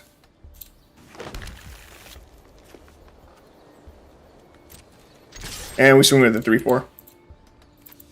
Yeah, I don't even know what happens when this mutates. When this mutates, tap up to X target creatures, where X is the number of times this creature is mutated. Those creatures don't untap during the controller's next untap step. That's cool. Alright, he's going with Self-Mill again. He's going to get another Silver Smoke Ghoul back. You got another Narcomoeba. Opponent's deck is weird. Oh, what's up, Zach? I've been good, man. I've been gone for a while. That is also true. We can block this, right? This landfall brings it back. Yeah, I've been good. I kind of disappeared over the summer. But that was because I went down to San Diego to go hang out with some friends. Went down to San Diego, ended up staying there. Instead of like 1 week, I stayed there for 3. And then when I got back, I was like, well, I'm super broke now. Kind of need to find a job. And so I have been focused on that ever since I got back. And that was like 3 months ago. And I do have a job. In fact, I'm at work technically right now. Not working, but I am at work. Give me 1 sec. All right, so do we want to mutate? We do. We can mutate here, and we can tap down like half their board. Oh, we found the Sterix. That's so hype. Okay. Over, so we have a giant 7/7. We're gonna tap down a bunch of his stuff. We can't block flying, so we'll start by tapping down the Narco Amoebas. And we'll grab another island. But yeah, I'm back. I have since gotten a job. We can swing with both of these. I've since gotten a job. I am working as a home care aide. And yeah, now that that's been settled, and I also moved out of my apartment. But now that both of those have been settled, I've got a stable schedule, and I can get back into YouTube. And it's pretty exciting, I'm not gonna lie. And so right now, we're prepping for what is going to be my first video back to YouTube. I got a bunch of decks I need to fix up, because this video that I put out, it's going to be a really big one. It's going to let people know that I'm back. And honestly, it's an idea that I've had for a very long time, and I think it's going to be dope, because I haven't seen anyone else do it yet, which really surprises me. Yeah, real excited. So anyway, yeah, we're just fixing up old decks right now, testing out old decks, making sure they still hold up. And yeah, that's pretty much it. And right now, I'm like only about halfway through with all the decks that I want to fix. Don't get you too hyped. I'm trying not to hype it up too much. I'm gonna have to put in like a ton of work for this thumbnail. I need this to be the best thumbnail I've ever created, because I need people to click on this video when it's done. It's gonna be super dope. Okay, so we're in a really sketchy spot. But this is it. This is the moment we've been waiting for. How much do you cost to mutate? 6. And you still also cost 6 to mutate? Casting cost modified to 4. Your casting cost modified to 6 still. Alright. Even if we hit what we're looking for, I don't know if it'll be enough. I think this has 4 mutations, so we'll hopefully get 4 permanents to put onto the battlefield. And we go under. We're trying to hit Akroma's Memorial. We can tap down 4 of these, UU, and 2 of the flying ones. Sure. Come on. Yo, did we hit it? We did not. We missed. It's not great. We can still swing both of these, though. We've still got decent pressure. Our opponent's only going to be able to swing these 2/2/1s. I think we'll still be able to win, but we didn't hit what we wanted. You'll share it in your Discord when it drops. I appreciate it. Or in your local game store's Discord. I appreciate it. And like I said, it needs to be the greatest thumbnail ever. I don't know that I can make an amazing thumbnail. I don't think I can. But it's going to be pretty hype. It's also going to be a fuck ton of editing, and it's going to be a long stream. Because the way I'm going to make my videos now is I'm just going to stream. I'm just going to stream, and then I'm going to take out the parts of the stream that had like the deck that I wanted to play that day or whatever, and I'll put that out as a video. I'll clip it all together, you know, clip all the exciting parts together, the parts that people would care about, and cut out like waiting, you know, like in between matches, stuff like that. And I'll just compile it all together, and that will be the video. All right, let's see if we can hit it this time. Dude, if we hit the Akroma's Memorial this time, then we've got to just win. Like, there's no way we don't. Oh my god, there goes one of them. We just drew and discard one. That is so unlucky. All right, tap down 5 things. Tap you down, you, and you. Oh, we can tap down his whole board. Yo, that's sick. The Archipelago is actually being pretty dope. kicking some major ass. And we still don't find the memorial. There's only 2 left in the deck, so it was unlikely that we find it. But that's a bummer. We won. Not in the way that we wanted to, but we did win. I didn't mean to click off already. All right. Our opponent's deck, that was interesting. That was very interesting. It's a very cool and weird way to go self-mill. I don't know that it's super great. They might have just gotten a little unlucky with their self-mill. But fuck it, good enough for me. Okay, so I said I was going to make a new deck. One that you probably haven't seen before. Which means I need to delete one of these. One of these I just made. There's probably a deck in here that I can delete. I don't think the Dorothea deck is good. Actually, Geralf, I don't think you were that good. Nah, fuck it. I'll delete Dorothea. And I'll show you guys something cool that you probably haven't seen, and I don't know if it works properly. It feels like this deck shouldn't work the way that it does, but I've seen it. I've seen it work. Definitely not Explorer. Historic. Okay, so Fearsome Whelp, that's the main creature of the deck. So what Fearsome Whelp says is that at the beginning of your end step, each dragon card in your hand perpetually gains this spell costs 1 less to cast. What you probably don't know is that if that card, if that dragon has an adventure side to it, the cost for the adventure also gets reduced. It feels like that's not how that should work, but it does. So if you have a Fearsome Whelp on the field and you have a young red dragon in your hand, and Fearsome's Whelp ability targets the young red dragon, the Bathe in Gold will get its cost reduced by 1, as well as the young red dragon, which is pretty crazy. So we're going to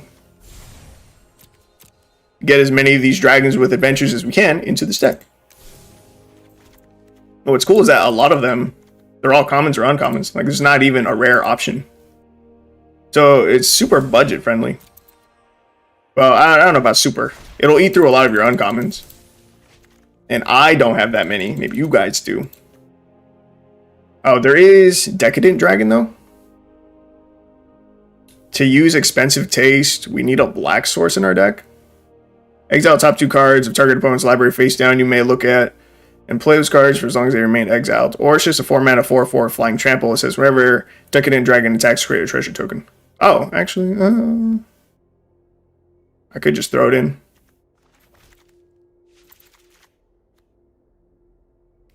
Sword Coast Serpent.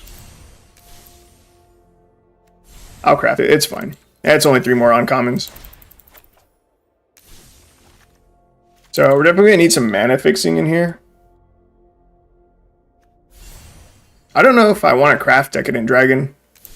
There's really good dragon cards that probably be better. In fact, because we're going Teamer colors, we could just get like a Miram in here. At least like 2. Hey, yo, I haven't even seen Niv Mizzet Supreme.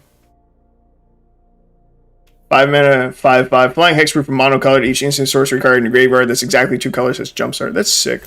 I'm going to craft 1 Miram. We'll add 2 of these into the deck. Let's see. Is there another dragon that we would want?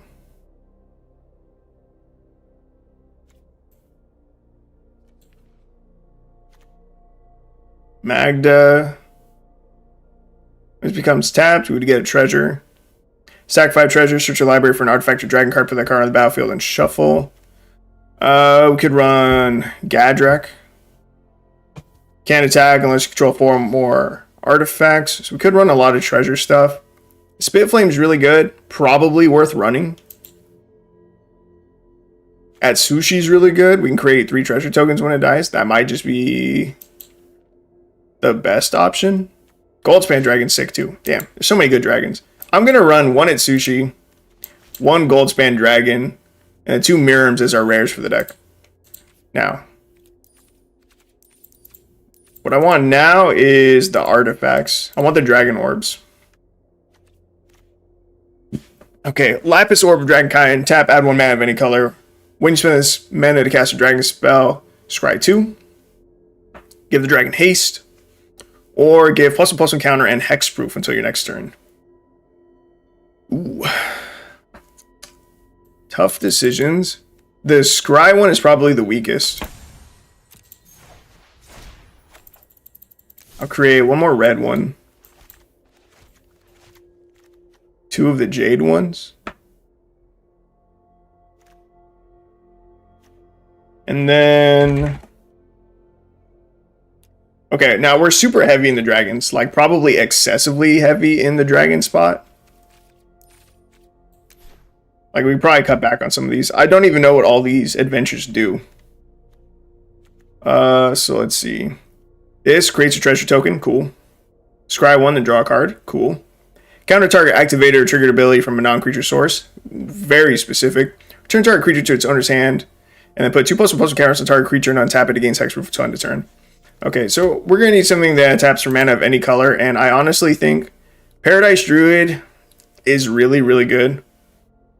What I think of Wilds of Eldraine. So far, I can't say I've spent a ton of time with the new cards, but I like it.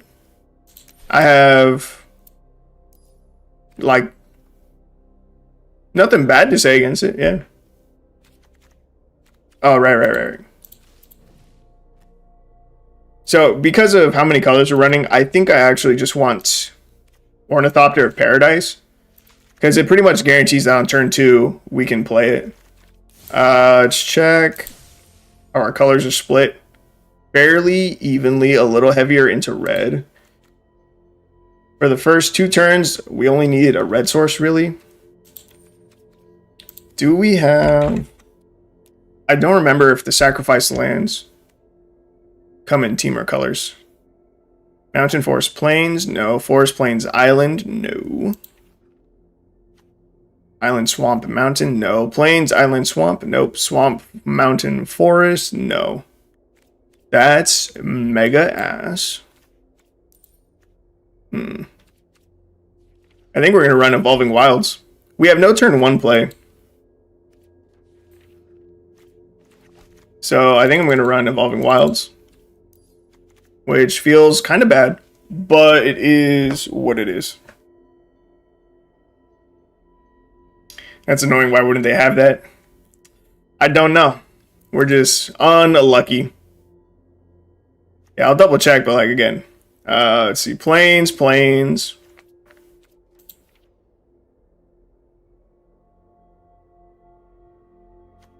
Swamp, not running that. Swamp, not running that. Swamp, not running that. Yeah. Doesn't come in Temur colors. It's alright. It'd be too perfect.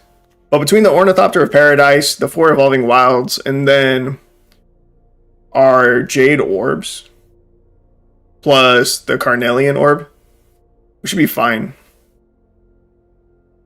In fact, if I want, I could swap these out to add 2 more of the red orbs specifically. And then that way our early game, all the way until turn 4, is like nothing but red spells. It gives us more time for mana fixing, like where it doesn't matter. We'll try it out as is.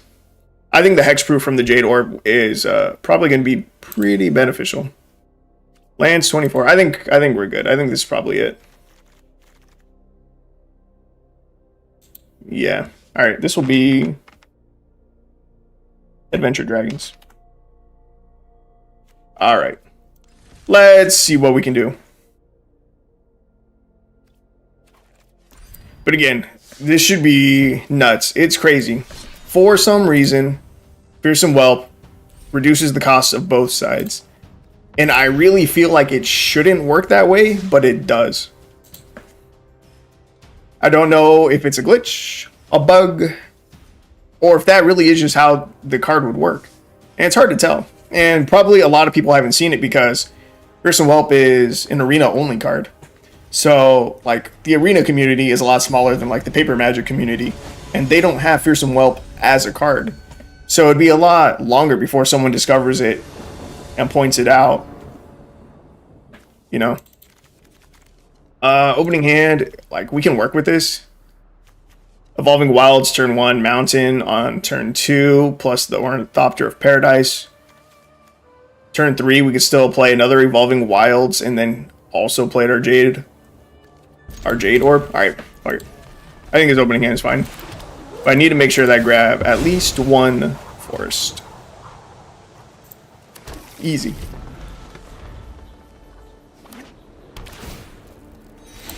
Okay, let's see. Sucks that we don't have the Fearsome Whelp, though. That's kind of like the whole thing about this deck. Yeah. Then we Mountain, then we Ornithopter. Next turn, I can play the other Evolving Wilds and get down our Jade Orb. Emerald Dragon doesn't even seem bad. 6 mana, 4/4 flying with Ward 2. That Ward 2, like, it makes a big difference. We'll activate this, we'll go grab... Boom, an island. We have one of each. We're chilling. Get down our Jade Orb. Okay, next turn we have 5 mana available to us. We could just cast a young blue dragon, or we'd start using some of these adventures. Turn target creature to its owner's hand. Counter target activate or triggered ability from a non-creature source. Scry 1, then draw a card.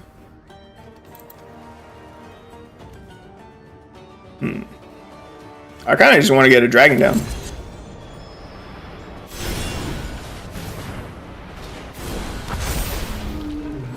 It definitely could have been argued that we use the adventure side here to scry 1, draw a card, and try to hit our land drop, because we did just miss a land drop. But I think we're okay. Yeah, we're fine. Their Celestial Unicorn's getting a little bit big, but we can bounce it. Let's see. Add 1 mana of any color. When you spend this mana, cast a dragon creature spell enters the battlefield with an additional +1/+1 counter. Okay, so we don't have to use that mana specifically for our dragon, so that's cool. We are going to scry 1, then draw a card. I don't want to miss another land drop. Land. You're a bitch.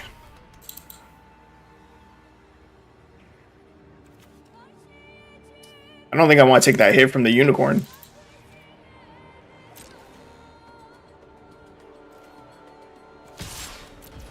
So we're just going to swing with Young Blue Dragon here, and then we're going to hold up mana so that we can bounce the unicorn to their hand using the adventure side.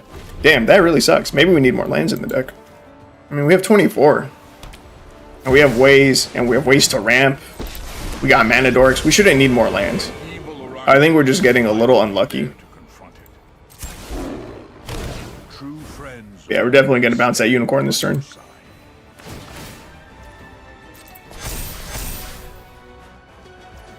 We'll be able to kill their Ajani next turn, so that's cool.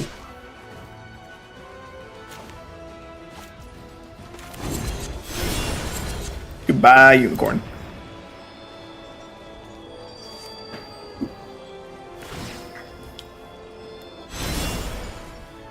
Haha, never mind. I didn't read Giver of Runes, because I am a clown. And we just took 6 damage. Feels bad. Alright. Do I play this?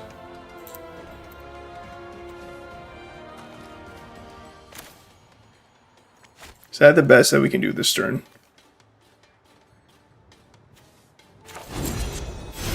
Fuck it. Let me play a big dragon.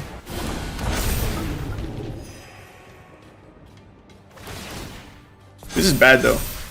This is getting real bad. We really need that Fearsome Whelp, dude.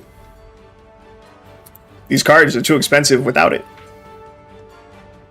Missing land drops, also not helping us. Mono white life gain. So boring. I don't see a lot of people use Giver of Runes. Actually, they're not even mono white life gain.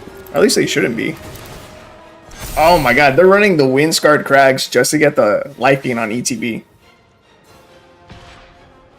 That's interesting. So I have a life gain deck that's built around using all of these dual lands that gain you a life on ETB, just to get additional triggers. If Windscarred Crag is the only one that they are running in their deck. Fuck it, we'll just call it. We'll call it game. Oh no, they do have the other ones. They have the Scoured Barrens too. I was gonna say, if they're only running Windscarred Crag, they should swap it for the colorless land that gives you 2 life on ETB. But that's cool. I have a deck that's built exactly like that. Okay, Adventure Dragons, we're gonna try again. I don't know if we should hard mulligan for the Fearsome Whelp. It might be worth it, because that is kind of what the whole deck is built around. And I didn't check to see if there's any other cards with good cost reduction for dragons that we should run. But actually, I wonder if other cost reduction would work. I wonder if other cost reduction would work for both halves, and it's not Fearsome Whelp specific. Because there's what? There's like Dragon, like Servant or something like that. Right? That reduces the cost of dragon spells. Reduce cost. Dragon.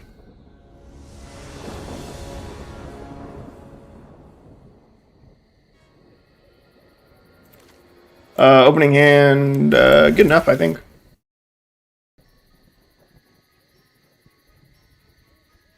Dragon cost less. Oh, Dragon Lord's Servant. There's also Dragon Speaker Shaman. Like, see, Dragon Lord, Servant, Dragon spells cost 1 less to cast, Dragon Speaker, Dragon spells cost 2 less to cast. If these work on the adventure side too, in the same way that Fearsome Whelp works, these are probably just better. We don't have these backgrounds, and it's only for commander creatures anyway. Cost 2 less for control a dragon. Sarkon. We are going to have to test that out. And we just get down our Ornithopter. Those, I feel like, would be great additions for the deck. It could make our deck way more consistent. In fact, I probably want the 2-drop one, which I'm pretty confident that we have on Arena. The Dragon Lord's Servant. It got reprinted in Forgotten Realms Commander. Ooh. We maybe have it.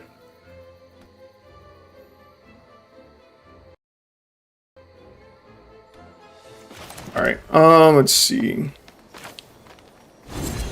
We're going to Scry 2 and draw a card. Sick. Try and help guarantee that we get that land drop for next turn, and we can do it again. Yo, the young blue dragon, I'm feeling you. Alright, we don't need that land. Fearsome Whelp, there it is. That's what we were looking for. Essica. Okay, I see you.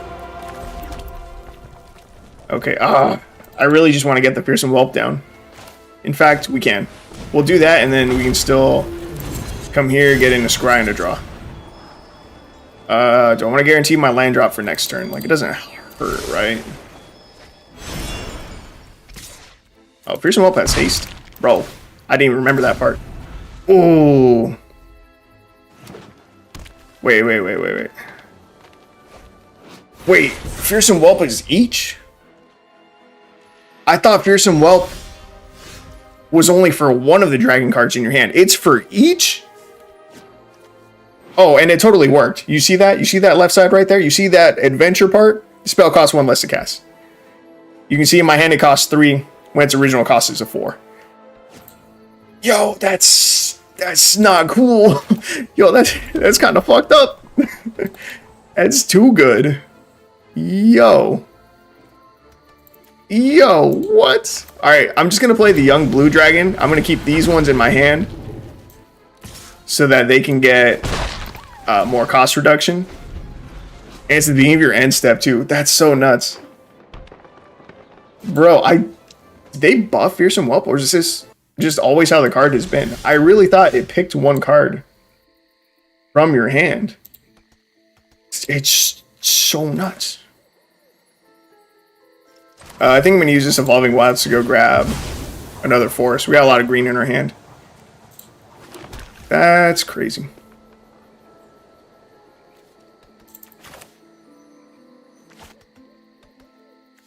That's crazy. I'll just get down another young blue dragon. Yo, that's hype as fuck. Oh my god. Also, I don't know what our opponent's doing, but we're beating the fuck out of them in the air. We're gonna ramp into the north. That's cool. Dude, this is crazy. This is a 4-drop spell that I can cast for 1 now. For 1 single green, I can put 2 +1/+1 counters on target creature and untap it, and it gains hexproof until end of turn. That's so good. That's so good. God damn. Okay, let's see. I think it's about time I get some of these down, right?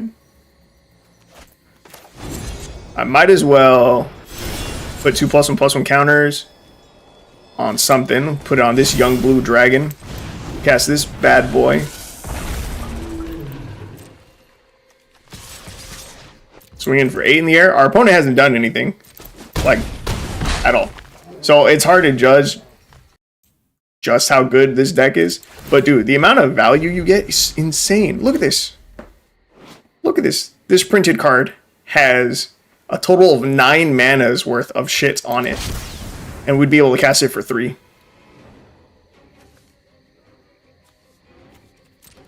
Alright, opponent's going to take an extra turn with all runs Epiphany. It's fine. Probably fine. If they board wipe us, that would be less than fine. But it is what it is. Yeah, feels bad. They're down to 5 life too.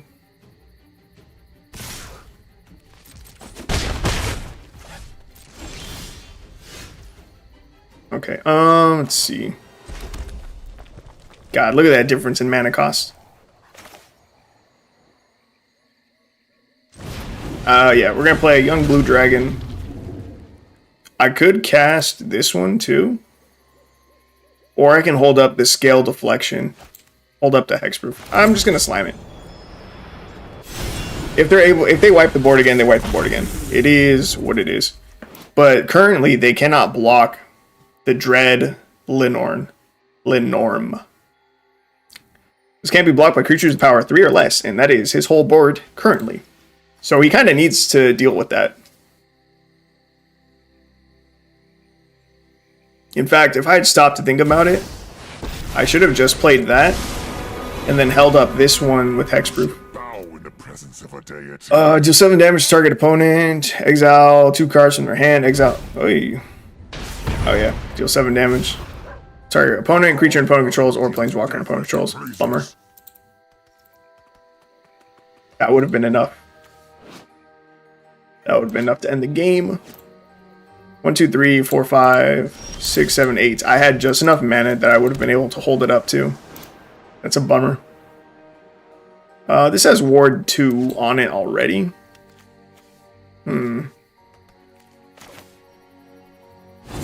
I think I go for this again. And then, fuck it, I can just slam this too. Man, I hope we win. It would suck to pop off with our Fearsome Whelp this time. Get so much value going on from our hand and then still lose.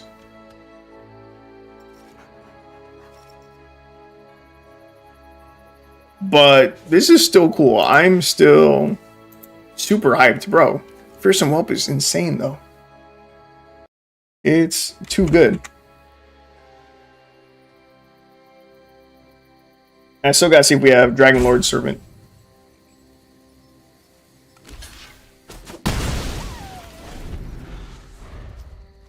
Bro, I really could have sworn that Fearsome Whelp just picked 1 dragon in your hand. That's so nuts. It feels wrong. That feels way too good. Like just way too powerful. Shoulder can block us. Yo, you're fucking lying.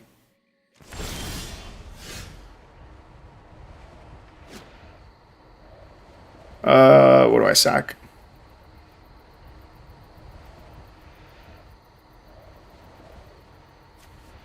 I don't think it matters. I think we lose here. Bro, that's so dog shit. Because now they have creatures that can block this. Oh my god. Alright, fuck it. I'm gonna concede.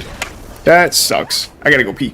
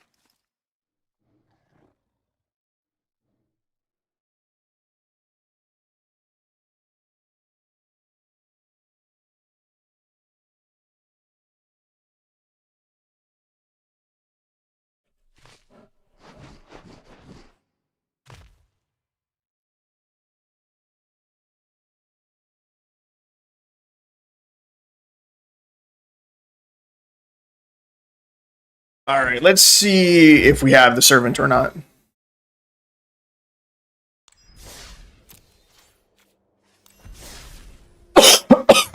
Excuse me.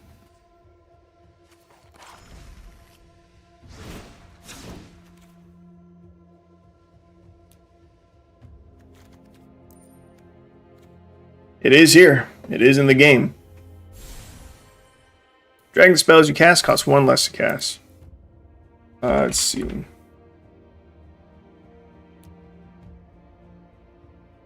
And we do also have the Dragon Speaker Shaman. This is a little harder to cast with double red on turn 3.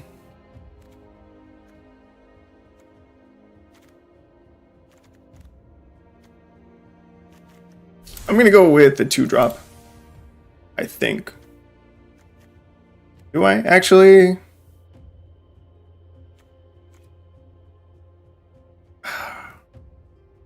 I really want to test this out first.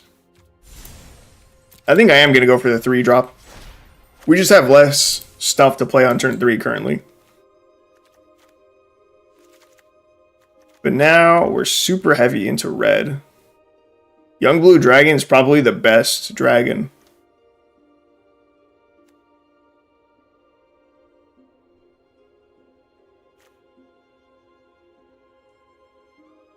This dragon has the best body, but its adventure is the worst. Counter target activator or triggered ability from non-creature source. Again, that's just so specific. Young Blue Dragon, sick. The scry and draw was really good.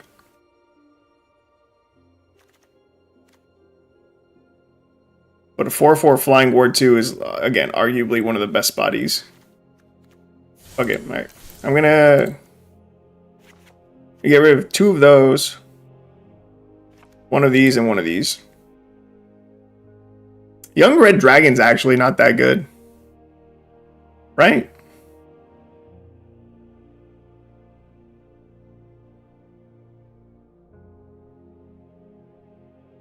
A 3/1 flyer? That's pretty dog shit. Even at a reduced cost. Yeah, you know what? I'm gonna get rid of that one. We'll keep all our bigger stuff. Alright, check. Our mana. Still pretty even, just slightly down in blue.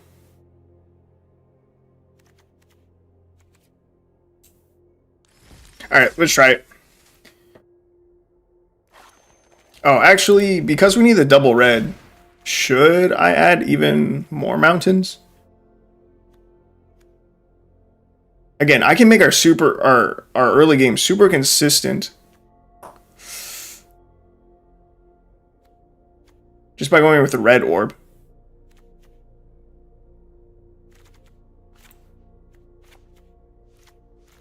I'm gonna add more mountains. Alright, we're gonna try this out. And I gotta call it on my stream pretty soon. So I'll play 1 or 2 more matches and that'll be it. I'm gonna call it. I've already been streaming for almost 4 hours. It's not bad. Yeah, this is about the time that I would stream Monday through Thursday. probably call it at about 6. The reason for that is because for my job as a home care aide, there's someone else working here at the home right now, and he gets off at 6. So technically, I start working at 6. Yeah, there's not really anything that I'll be doing like it's urgent to do at like 6 o'clock. But you know, I still gotta eat too. I gotta go get some food in me. Chill. Honestly, probably still keep fucking around on my computer. Really, I would start editing at that point, I think. I would end the stream, and if I was using that stream content for a video, then that would be the time for me to start editing. Get some food, come sit down, start editing. Later at night, I got some home caregiver stuff to do at night. Okay, hey, this is the big test. So, so we're gonna play our land. I want to get this down now just to see if it reduces the cost. So we're gonna see if it affects the adventures. It does not. It does not. Ooh, that's interesting. That leads me to think that Fearsome Whelp is not working properly. Damn. That was a waste of 4 wild cards just to test out the experiment. But yeah, Fearsome Whelp.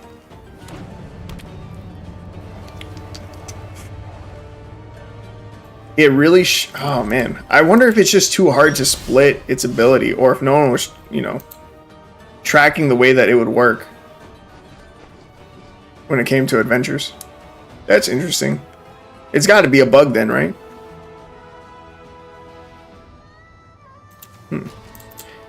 This is why I need to become a bigger YouTube channel. I need to become bigger so that when we come across something like this, or like the bug that I found with Phyrexian Vindicator that I'm pretty sure is still in the game, we could get that sorted out.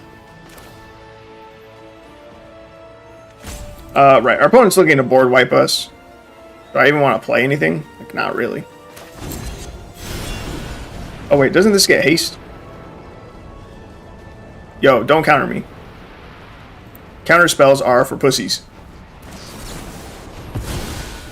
Alright, fuck you. Alright, we're out. That's fine, we're just testing it anyway. Damn. That's crazy. Okay, so now that we know that that doesn't work.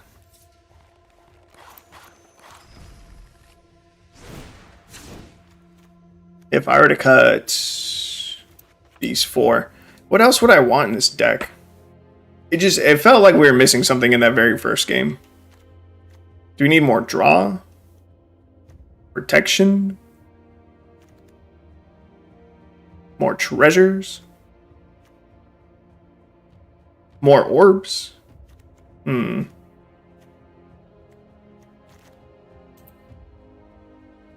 there any dragons without adventures that we'd want to run?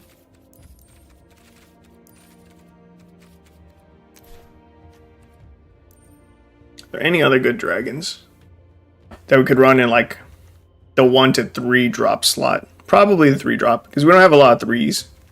We only have the orbs. Let's see. 3-mana 2/2 flying. You can pay 3 to give target creature flying until end of turn. That's a 4 drop. That's in black. It's a human shaman, dragon egg, ogre warrior. May reveal a dragon card from among them, put in your hand, put the rest of them on your library in random order. Interesting. Sarkhan's Whelp. Whenever you activate an ability of a Sarkhan Planeswalker, Sarkhan's Whelp deals 1 damage to any target. Nah. Let's enter this battlefield. Create a treasure token. Whenever you attack, you may sacrifice 1 or more treasures. When you do, up to that many target creatures gain double strike until end of turn. Him I kind of like. Even just giving one of our big dudes double strike, like this 7/6, giving this motherfucker double strike, that's huge. And it's well worth 1 treasure. That's big damage.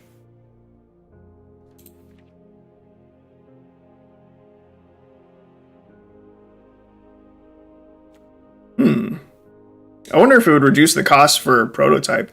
Probably not. Because it's not a different spell. It's like an ability, right?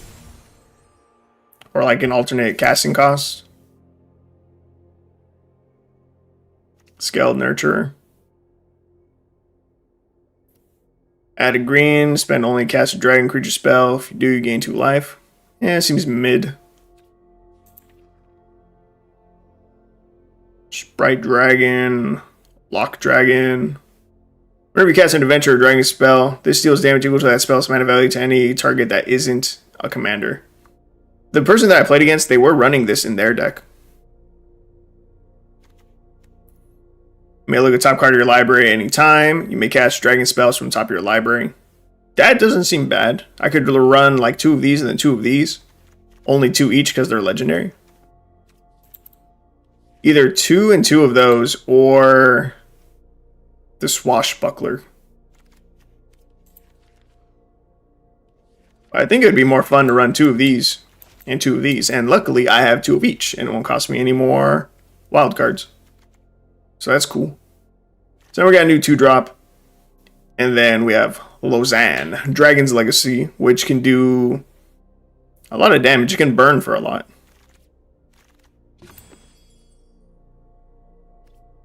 We now don't need red as much in our deck because of this as a 2-drop.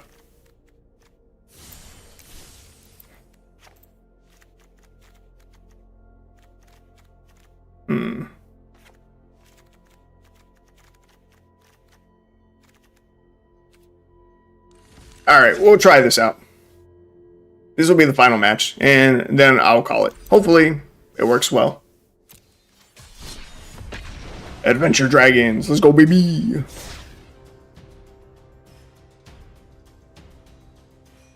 Oh, man, 4 hours of streaming. Not bad. I was not intending to stream for this long. I started late, but like an hour late. But I didn't think I would stream for this like full duration.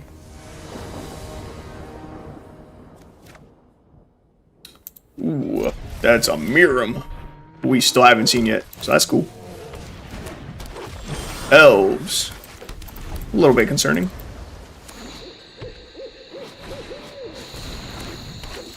Elves move fast. Ooh, that's a fearsome whelp. We get that down. You get that down before the Ornithopter of Paradise every time. That cost reduction is just too good. It's too damn good. That's good for us. That's a really slow elf to play. Another incubation druid. It's a little bit scary though.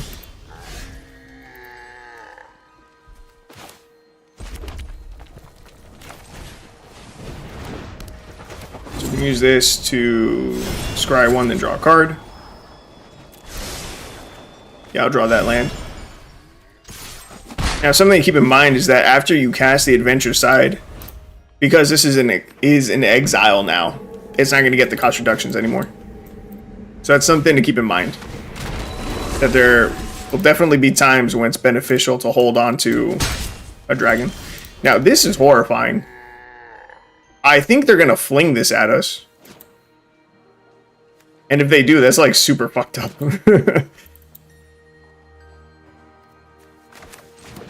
There's like nothing I can do about that. Right? Do I have the one that bounces? No.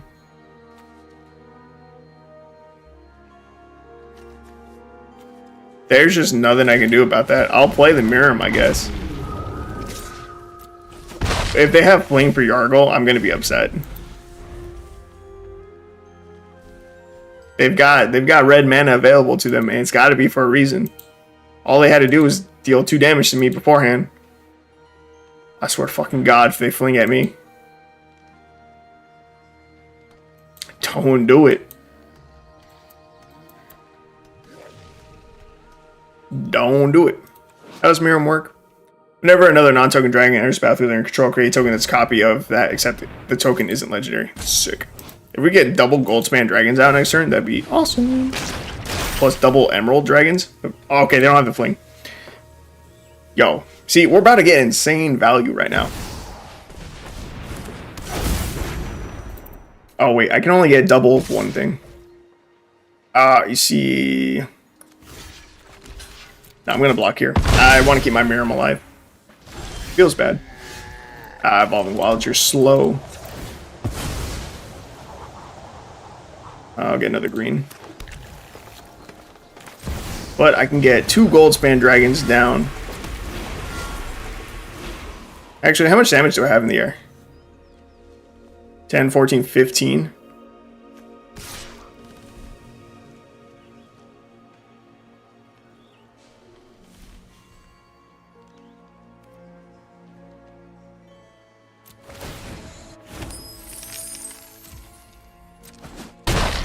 And now with that treasure, I can play Emerald Dragon. I can get 2 more of these.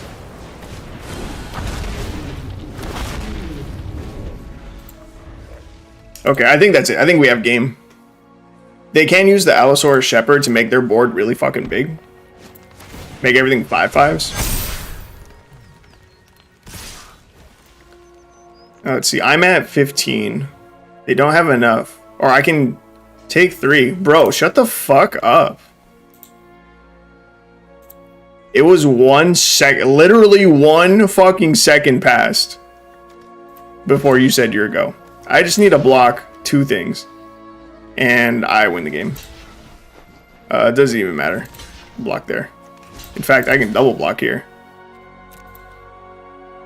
And that lets through 15. We take 2. And we swing back for game. Bro, eat my ass. Yeah, that's what I thought, bitch. Fuck you. Alright, let's go, baby. Let's go. That felt great. The Miram was sick. In fact, it makes me think that we should maybe go up to a 3rd Miram. Miram is just insane value. Wait, what's our other rare? Oh, Natsushi. Would I want to cut Natsushi or a Goldspan Dragon to get another Miram? I'll keep as is. Yeah, we'll keep it as is. Alright, and that's going to wrap up the stream. So, I hope you guys enjoyed, and I hope to see you in the next stream. I don't know if I'm streaming tomorrow night, but I might be. If I do, it'd be about 8 o'clock. Between 8 or 9 o'clock West Coast time. But, yeah, that's it. So, see you guys next time.